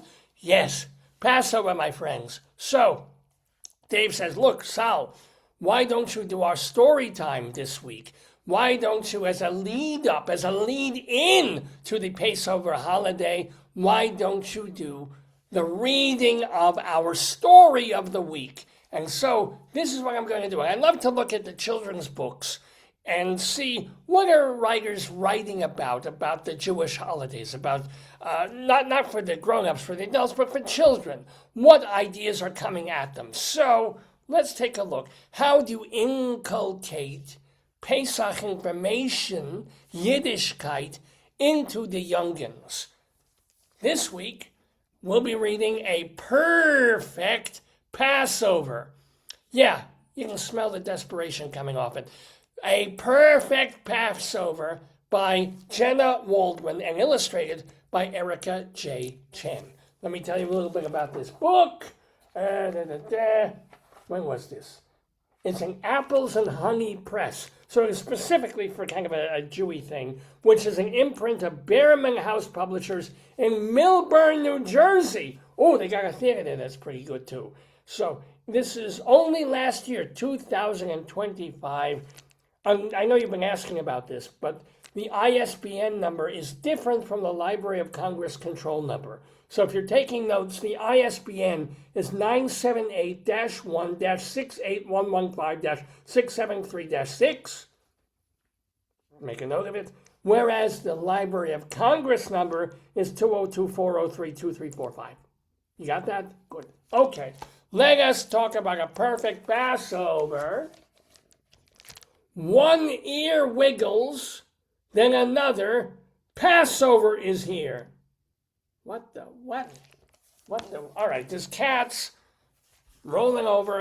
Isn't it appropriate that we had an Andrew Lloyd on the show and now there's cats? One ear wiggles, then another. Passover is here. What the hell? A perfect time to celebrate and feel the springtime cheer. I think that's supposed to be a rhyme here and cheer. Alrighty. The kitties clean the kitchen while inspecting every inch. So there they are, they're throwing cookies down the thing, the box of Honey-O's, which is chametz, they can't eat this. And then the cats are like, mighty noses sniff out crumbs. Together, it's a cinch. I'm getting the end rhyme, I'm not getting the scansion here. The kitties clean the kitchen while inspecting every inch. Mighty noses sniff out crumbs. Together, it's a cinch. All right. They decorate the matzah covers, painting with their tails. Look, that's pretty good. That's better than I was doing when I was 10 years old, or 20. They then leap around as artwork dries to wipe up drippy trails. You can see why they had to get a specifically Jewish press to print this crap. All right, maybe it gets better. I hope that. It's cute. Look, the cat has a little beret there. Oh, you know what song this makes me think of? Come to the cat beret, my friends. All right, I know you don't. I know. Kitties stack up matzah boxes as they help prepare all the special Seder foods they cannot wait to share. So now they got all this. Oh, look at these. Actually, this is funny. They got the gefilte fish with a little bit of the carrot on top. And I like this is funny. Gefilte fish slips off the dish, but kitties catch them all. A speedy kitty scurries past to chase a matzah ball. And, ooh, look at that. See, it's like a ball of string that if you try and unravel a gefilte fish, you probably have one of the most disgusting things you've ever seen in the history of the universe. We're reading, by the way, a Purr-fect Passover. The kitties lay a tablecloth that rolls out like a tongue. They set a place for every guest, for kitties old and young. So right, they're getting ready for the Passover Seder there. Not sure why the kittens are putting the plates on the floor with a filthy rug, but they're animals. Let's see what else they do. Oh, this is very clever. If you notice, the cats have wallpaper that's fish. I have nothing to say about that. I'm just making a notation for you. So you notice these things. Kitties pounce on pillows. Meow, the Seder has begun. Seder means order. There's nothing orderly about any of this. They're jumping around the room. The leader raises up her glass and welcomes everyone. So she's there. Now they got the wine glasses, the books in Hebrew. So I guess they just stopped jumping about for a moment. The kitties sniff the Seder plate and break the matzah. Crack! So if you ever had it, I would not recommend having crack with matzah. Crack is a drug. It will ruin the Seder for you completely. Have the matzah, have the food for the Seder, and then go snort and sniff crack. Watch out for the bitter herbs. Horseradish might bite back. Oh, and you see this cat's got the thing with the paws and the purple horseradish there. Now this is the Gold's purple horseradish, which is usually less spicy and hot than the white. Usually. Not always.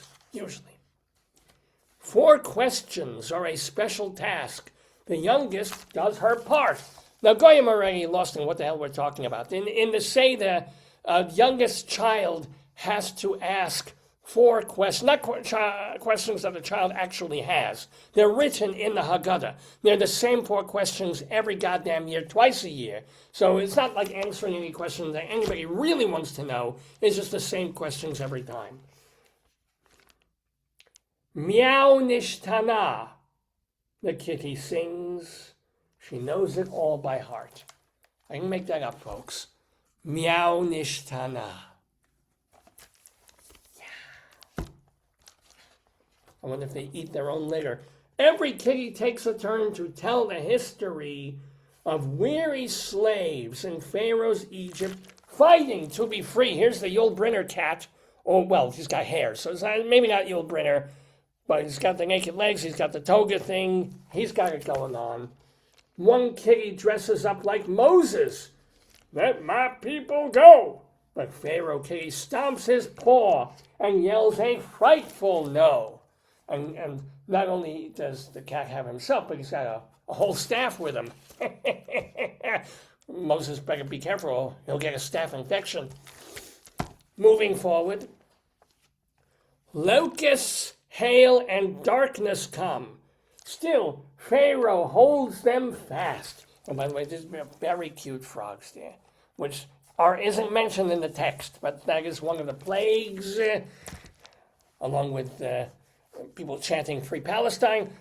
Here's another one. Once the plagues become too much, he sets them free at last. Free at last, free at last. Great Meow Almighty, they are free at last.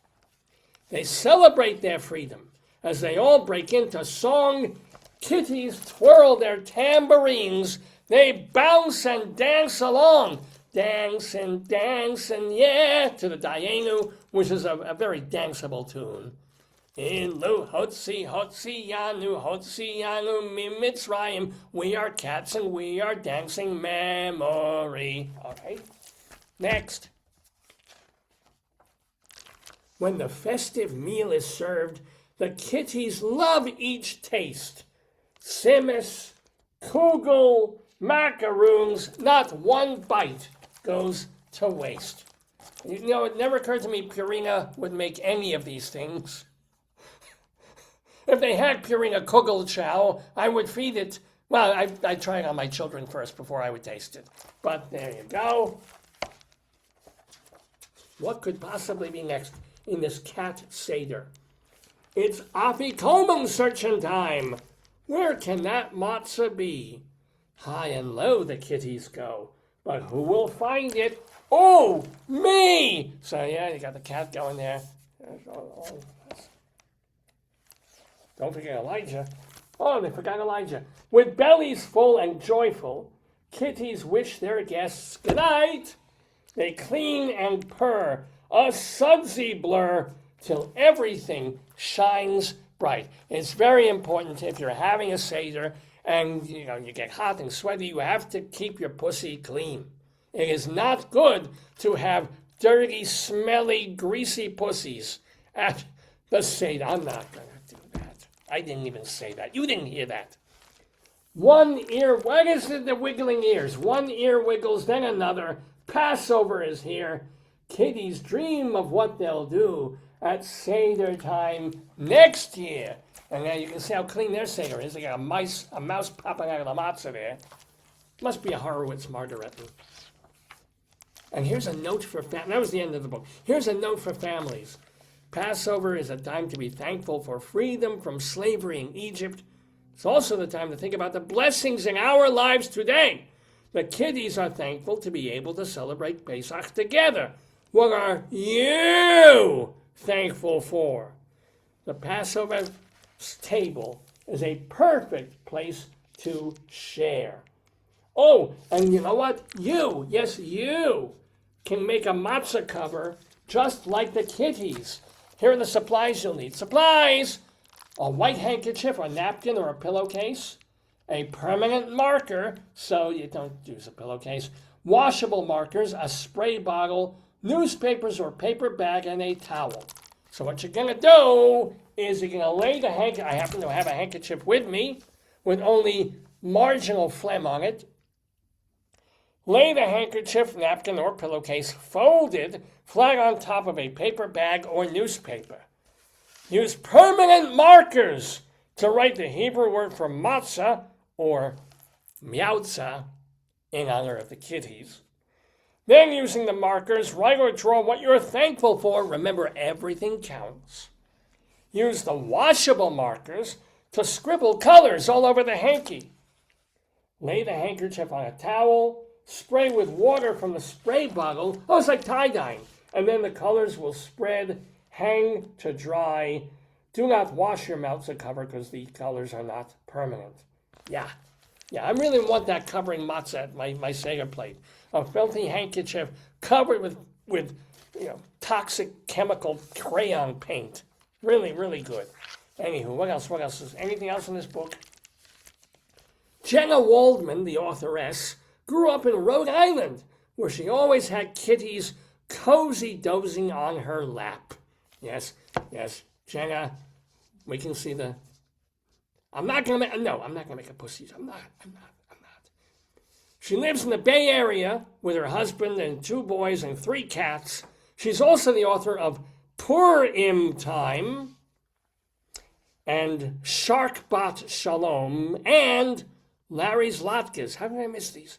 You can visit her at jennawaldman.com. And the illustrator, Erica Chen, she's also in San Francisco. She is the illustrator of Purim Time. When she's not drawing, she enjoys daydreaming about all the cute animals she will meet. So she probably has 10 cats in her house and hasn't seen a man since junior high school. All right? What else? Why is this night different from all other nights? It's filled with freedom plus feline fun. Let's hear what they say about this book. Publishers Weekly called it a non-stop celebration. School Library Journal said the kittens are fun, festive, and expressive. And Kirkus Reviews filled with movement and joy. Sounds like me in the bathroom this morning. I had a movement, and that filled me with joy. Ladies and gentlemen, we've been reading a Purr-fect Passover for Storytime on this Dave's Gone By episode of the air. If you want to find out more about me, myself, and I, my website is shalomdammit.com. Shalom, D-A-M-M-I-T, shalomdammit.com, because all my rabbinical reflections, my mini sermons are there. The stage show that I did, Shalom Dammit, off Broadway, the TV show that I did, the 10 episodes, they're hilarious and fun and full of Yiddishkeit and wonder and rage and wonder as well. ShalomDammit.com for all of that. Also, if you want to write to me, it is, ShalomDammit@AOL.com. And if you want to see my Twitter feed, it's at Rabbi Sol Solomon. It's not a Twitter feed, it's an X feed. I know it's an X feed now. Don't split hairs with me. At Rabbi Sol Solomon. All of that for you to connect with me to connect with you before our next weekend coming with Pesach. I will be back with another Passover story on the next episode of the show. But now it's time for me to bring back David, the host and producer of the program, because he's got to close out the program with his usual nonsense and craziness and uselessness. So let me just get my music ready, which I should have done before, but I'm going to do it now.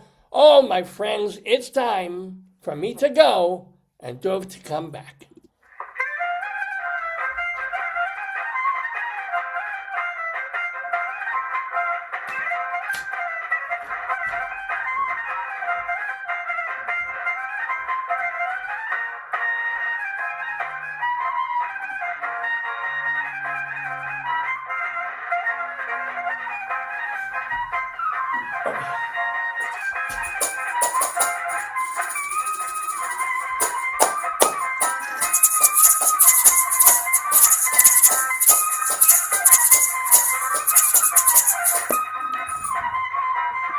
Yes, ladies and gentlemen, you are watching the 1025th edition of the Dave's Gone By, addition and subtraction, of the Dave's Gone By Facebookio, Podcastio, Programio of the stream. I'm Dave Lefkowitz. That is my darling and adorable wife, who is tapping this festive, joyful balloon back and forth to me. There it goes. We still have some stuff to do on the show, by the way, because we have our Colorado Limerick of the Damned, which is a tasteless poem involving a place in Colorado, and this week it's Cole, Colorado. Cole, the greatest place I ever saw. So don't go away. We have a few more minutes of show. But before we get to our Limerick, don't forget that we got a thank you to do. Thank you so much to Andrew Lloyd Baughman.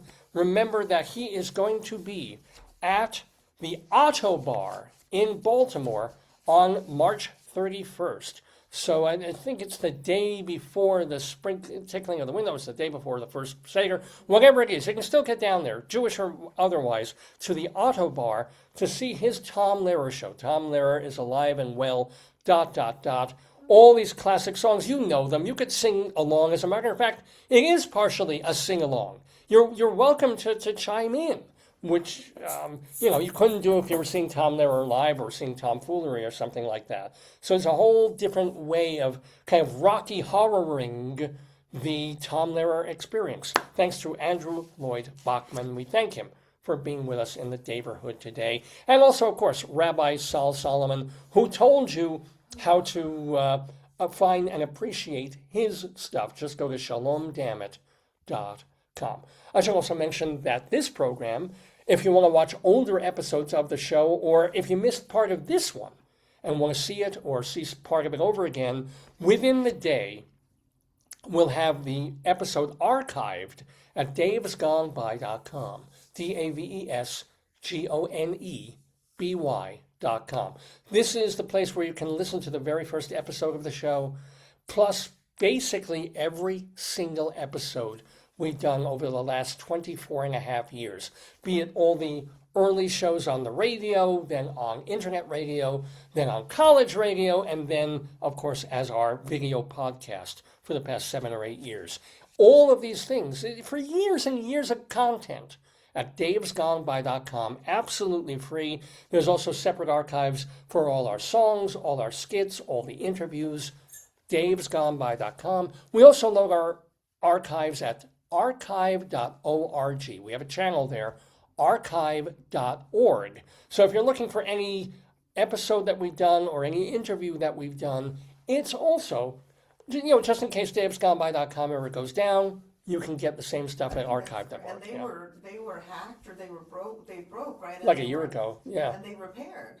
Well, they were hacked into. They had to take the site down for. Even the little tiny birds. Oh, show me. Look. Come back, see, look. Hold on one Can you moment, see folks. them? No, I can't. Hold Come on. like down here. See the two little teeny birds? Whoa, They're yay! about the size of your pinky. They're back in the tree. I guess it must be. Well, the tree's starting to bloom. I'm in my wife's When we office get here. back, we'll put the bird seed. Yeah. Okay. Yeah, I'm in my wife's office here, and there's a tree. If you watch this show, you know this. There's a tree right by the window. They're Yeah. teeny tiny. Yeah. Yay. Well, yeah, because it's early spring. By No, they're middle just- summer, they'll be like. I think they're teeny tiny. But anywho, so davesgoneby.com, archive.org are the archive sites, and castbox.fm for just the audio archives. If you want to be, That was late. if you just want to listen to the show, rather than, because you have to be out and about. You can't stare at the screen for 3 hours. Like, you don't want to be like the guy who was driving and got in trouble because he was. Well, you certainly don't want to be doing that. But yeah, castbox.fm. Castbox.fm, where all the archives of all our shows are, but it's the audio of the shows only. Either way, there are lots of different ways to catch up with old material, classic material, the archival stuff of the Dave's Gone By show. And on those older episodes, you will be able to access the hundreds and hundreds of interviews that we have done over the years. We're very proud of that. We're proud that we've saved conversations with people who are still acting and performing and singing and dancing and writing. So a lot of people have also passed over the past nearly quarter of a century. So we call them the Friends of the Daverhood. They're family, friends of the Daverhood, and we keep tabs on them. We like to let you know what they've been up to. Right? No, we do. This is Friends of the Daverhood.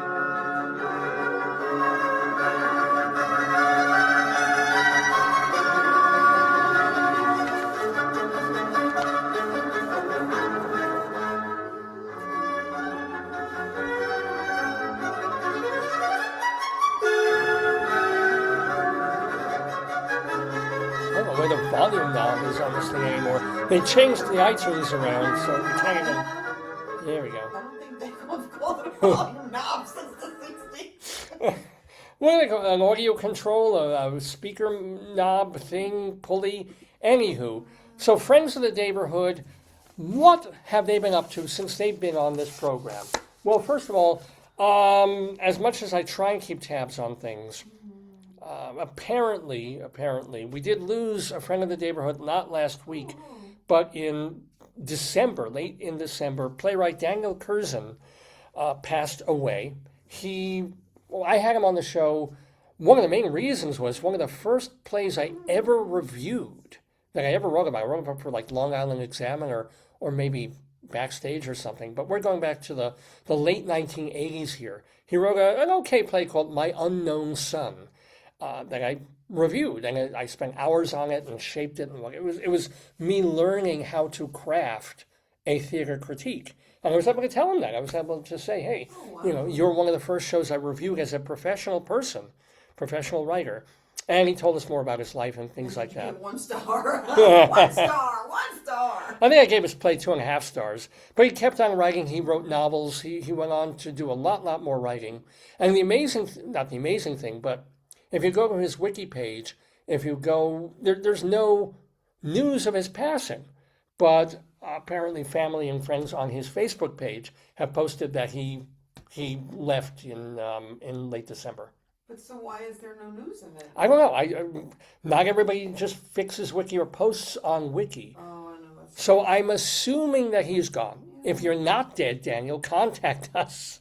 And then we'll tell whoever's posting on your Facebook page that you're dead and leave the Wiki page. But I can't change the Wiki page to say that you're dead because I have no proof.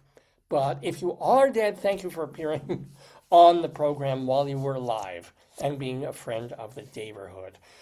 Very much alive is Jake Ehrenreich, the solo performer, comedian, writer. He is going to be tomorrow in Delray, Florida. And let me get my notes on this. He's going to be conducting a Q&A after this new documentary that they've done about Grossinger's, the Oh, wow. Catskills Yeah, Hotel. that was big. Oh, yeah. Yeah, the whole area. The Catskills, like Grossinger's was probably the biggest. So he'll be part of Movies of Delray. That's the place where they're doing it in Florida. That is happening tomorrow, Sunday. On Wednesday, Linda Egger will be at 54 Below. Also on Wednesday, Steve Malio will be doing his show, Not Just Sinatra, at the Cutting Room. And then Thursday, the 26th, Lilias White will be accepting her Lifetime Achievement MAC Award at the Peter Norton Symphony Space in Manhattan.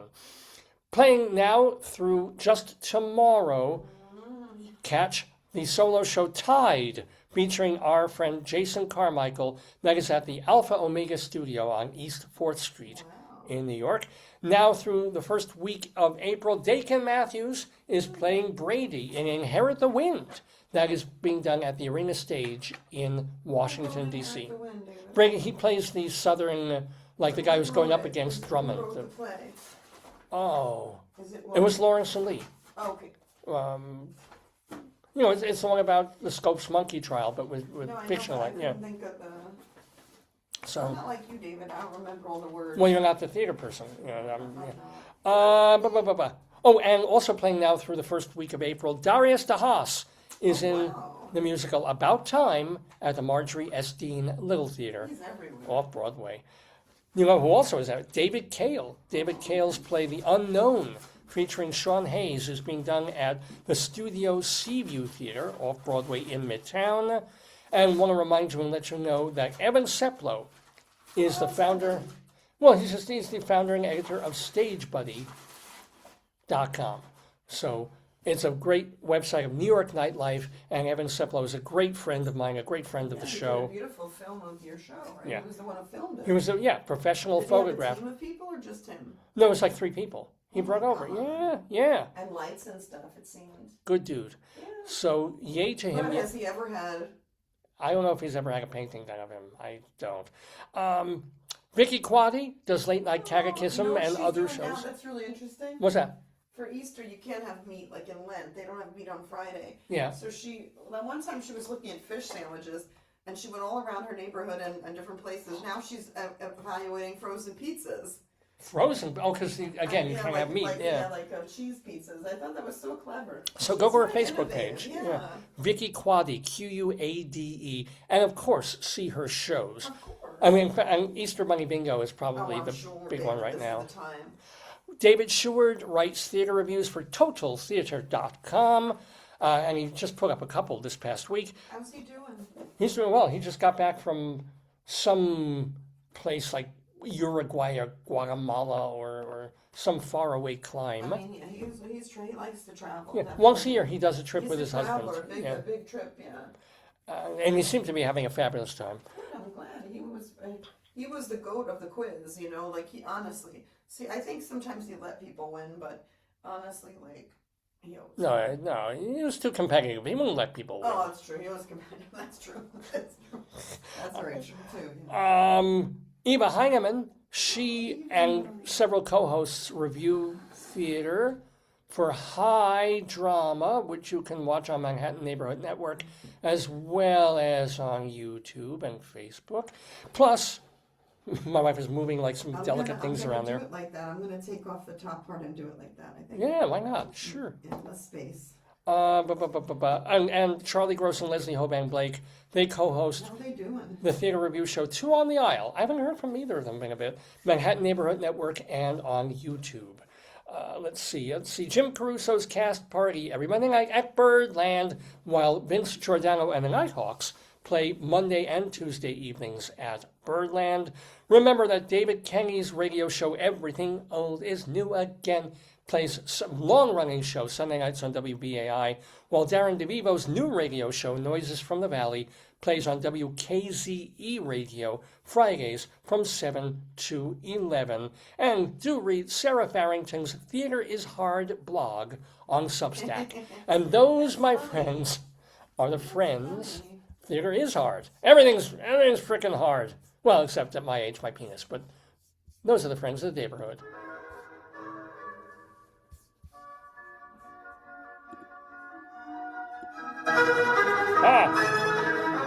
Volume.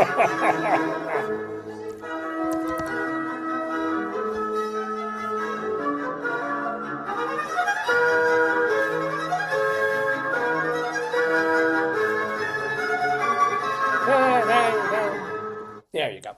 All right, we have one more item of business to take care of on this 1025th episode of the Dave's Gone By Show with me, Dave Lefkowitz, and my wonderful wife. It is... Remind me the name of your guest. Andrew Lloyd Baughman, but it's spelled Baughman.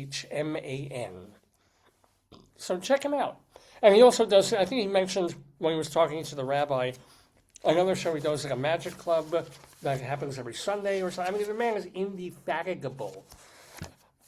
And I am quite fatigable, but not about writing poems.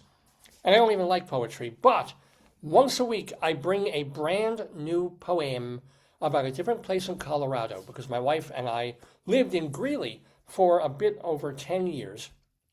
And while I was there, not only did we start noticing Greeley Times and the Cop Log and the Greeley Tribune, but I thought, wouldn't it be fun to write poems about as many places in Colorado as I can possibly think of or see on a map or a Wikipedia list. More than well over 300 poems later, I'm still at it. So it has to be a real place in Colorado, but it could be a ghost town or a little tiny little neighborhood that's a block and a half long. It can't be only a post office. It had to have been a town or still be a real place in Colorado. And we've just been going through them. Well, this one is a more recent one. This is a neighborhood. And, are you chilly in here? I'm a little bit cold. That's terrible. No. Let's give you a lump of coal, because coal, C-O-L-E, is this week's Colorado Limerick of the day.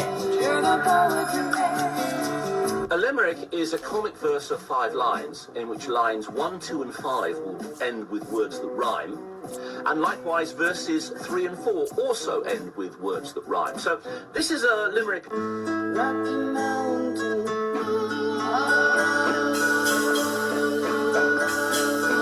Yes, ladies and gentlemen, our Colorado Limerick of the day. Do it, David. I'm sorry. I can.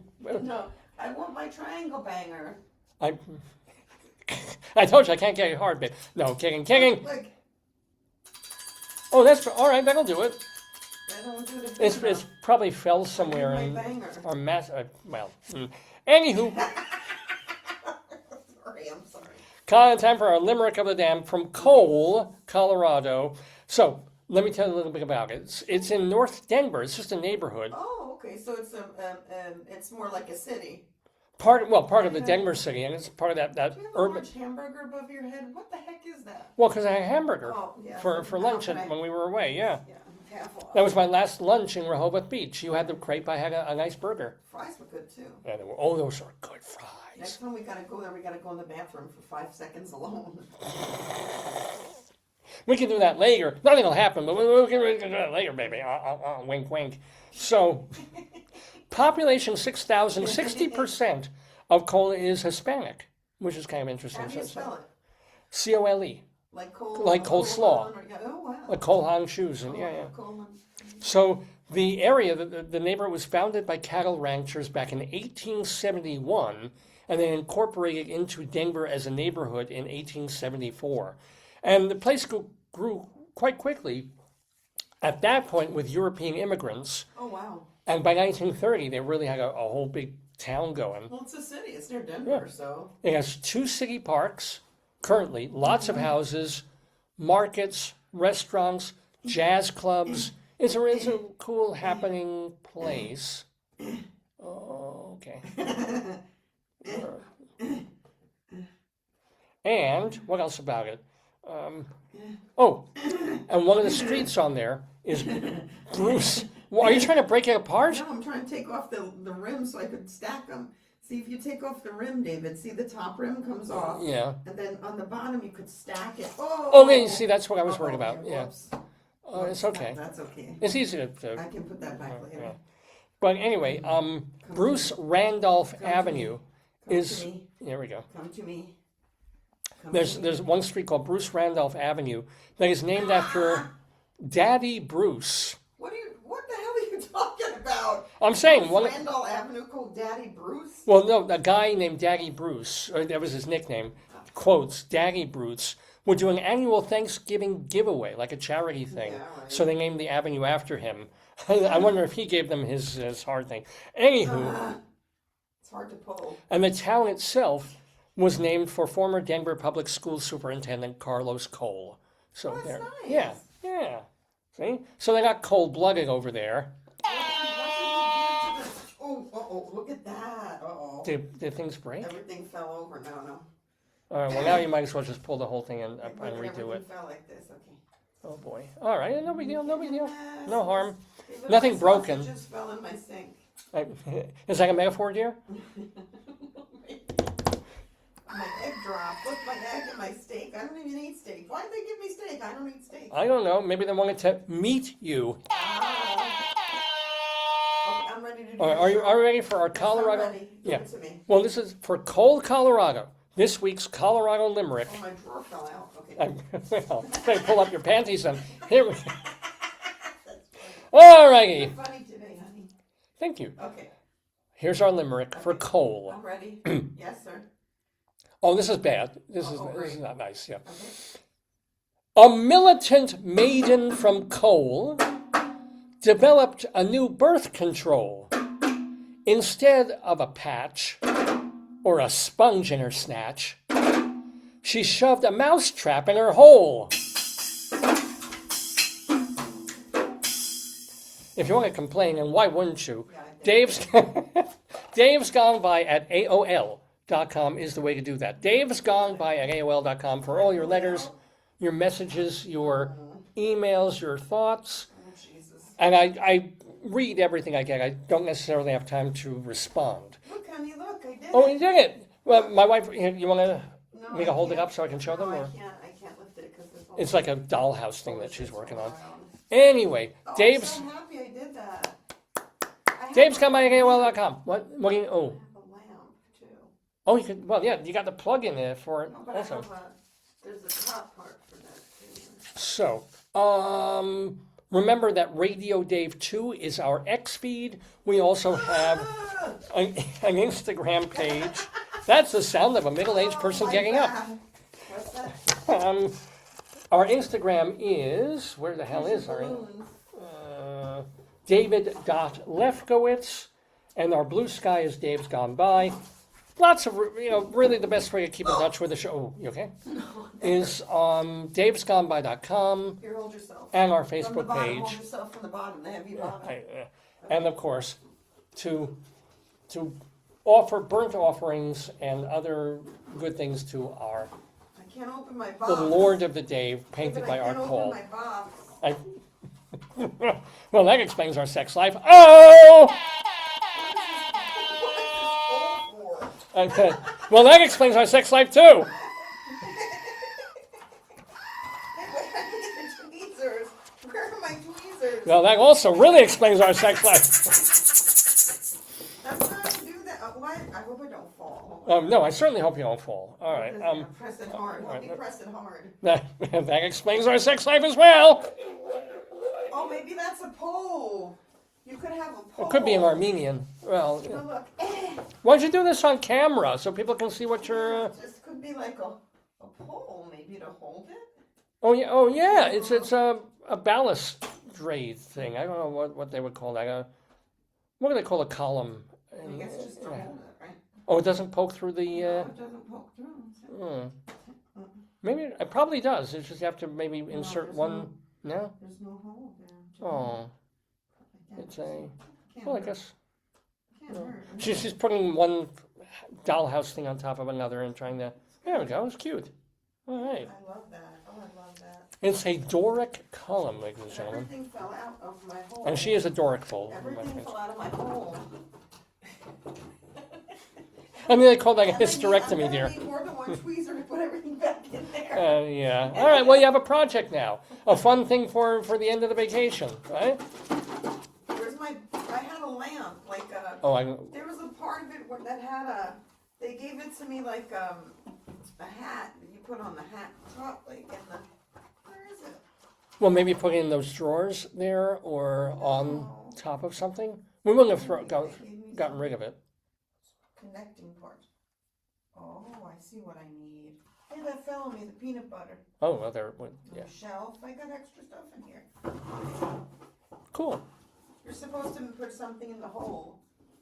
And that explains our sex life also. I think there's a hole kit. I thought I had a thing to put the top with like a brim. Just keep saying things. Just keep every line. I think I love, this is for my hole. But I don't know how this goes in your hole.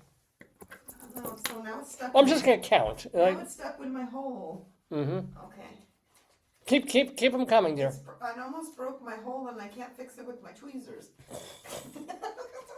It's true. Oh, yeah. Oh, yeah. Yeah, but I got problems. Ah. If Michaels would have more discount, I wouldn't have to fix my freaking hole. Wait, you won't buy another one of the same thing. No, but like it would give me opportunities, but you know how it is. Yeah. They don't want you to fix your hole, you know? No, they certainly They don't. don't want that. It's terrible. Yeah. Fix my hole. Whoa, my thing fell off. And that's 6. There we go. I can't fix my hole and my pillows are falling. That's a function of age, my darling. Wait, look, my pillows are up. Oh no, my pillow fell. Oh, my pillow's up. No, it Yeah, fell. yeah. How come my pillow keeps falling? I don't know. Oh, good.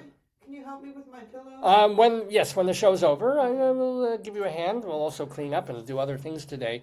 I know you guys have other things to do. David, Yeah. ask them how to fix my hole. If there's any gynecologists watching and you have children who play with dollhouses, please have them contact my wonderful wife, care of the Daverhood, Dave's Gone By at AOL.com. And you can also message me right on our Facebook page, the Dave's Gone By page. So we have a couple. When I lift this, my hole's gonna fall. Well, no, you don't think that'll be sturdy? No, because You have to get it, as you tell me, with that thing from the bottom, I have the coordination of a. All right, when I stop the show, I'm I'll gonna do gently. it. I'll do it. You do your show. You do talking. Well, okay. Well, I'm finishing up You like to do the talking. 1025th episode of the Dave's Gone By Oh, program. my hole. Stop saying that. 8. All right. My hole is broken. So next week, My hole. Wait, my hole. Where should my hole go? Where does this go? It's tall. On the corner? there's 9. My hole. Just keep saying it. I need help with my hole, David. Where should I put my I don't know where- toilet. Bill Gates is here. You just dropped the toilet there. There's a documentary on Netflix about Bill Bill Gates, Gates. and the whole damn thing is about him trying to build toilets in Now the he's third trying to world. solve polio cure. Oh, all right, yeah. That's good too. Wee-wee. That's another one he's trying to All work on. right, there. It's good when you Anywho, have a lot of money like that, you know? well, yeah, sure is. Oh God, my hole. Wishing you a very happy springtime, by I'm the moving way. my canister. Well, Well, my canister won't turn. okay, when you're dropping the candle. Oh no! Fire! Okay. David, I have trouble with my canister and my hole. Yeah, Fix my hole. I will. Oh, I will, dear. Just as soon as. Oh, no, careful with the frames. That's yeah. My frame hole. Here's the thing you drew me, the little antelope. I think I know what that is. Okay. So we intend to be back, if this room doesn't get destroyed somehow, a week from today on. Should I leave that and put my hole here? Okay. Yeah, no, I'll help you lift the thing. I don't need your help. Oh God! All right, here we go. Oh God. Oh, I feel shifting. Oh no. Shifting. Oh, you're putting it over there. Yeah, it's on the corner. Oh, all right, yeah. Like this, maybe? Should I put Oh, it that's yeah. That'll work. in front of my oh, look, here's you a picture of David. What is it? Why is that there? Oh, I that's don't me. know, you're always everywhere with your It's true. photos. I am. Oh man, my hole. Well, I guess you need a manhole cover. Floor. I don't know why things are on the floor. Why? Ah, Upstairs is easy because you don't have as much stuff, but the downstairs one has a lot of little pieces. can you at least turn the camera around so people can see? You don't have to be in the shot. You take a picture, we'll do it later, not now. All right. I'm still All right. fixing Yeah. it. I'm still working. Where'd the iPad go? Oh no, I lost the iPad. Don't tell Bill Gates that. We're gonna have trouble. Yeah. Okay. You've been watching Dave's Gone By, our 1025th episode. Oh no! What fell? My coffee maker. Okay. Oh, gosh. Not good. Okay, yeah, that's good. No, that's a real grind. March 28th, we should be back next Saturday morning, 9 to noon, Where's my with list? another episode of the Dave's Gone By show. I have a couple of guests lined up, but nothing I can say concretely. Why not? But fingers crossed, should be some really fun no. guests. What now? What else Don't fell? ask. Just keep going. Better Anyway. safe than sorry.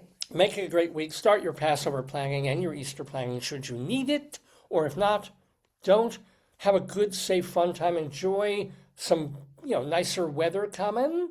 And Ah, my hole. be careful with your holes. Where'd it go? I lost my hole cap. Well, mind, as they say on the Long Island Railroad, mind the gap.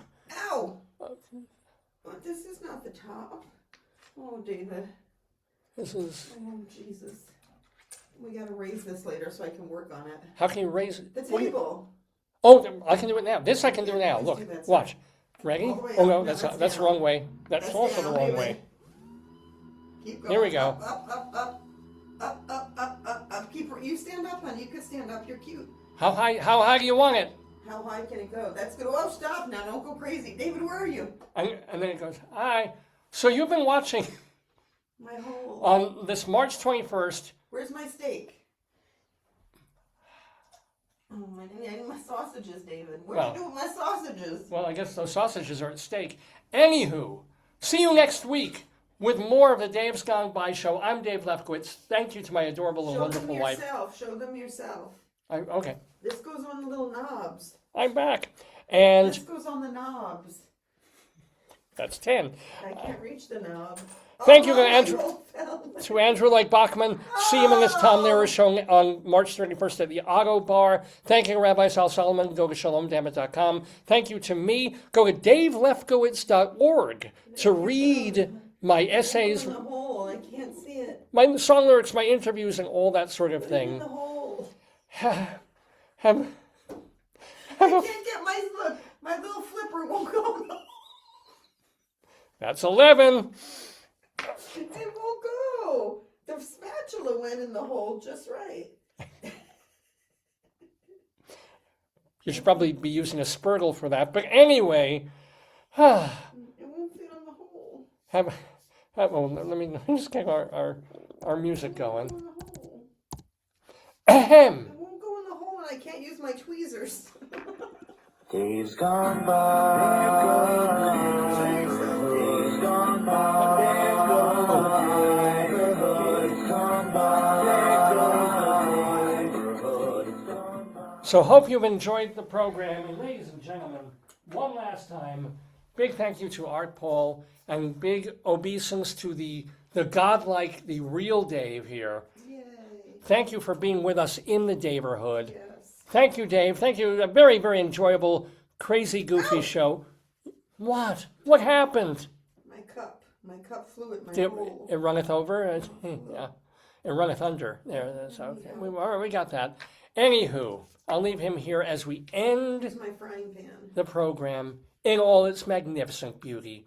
Have a great week. We'll see you, God willing, next Saturday morning on Dave's Gone By.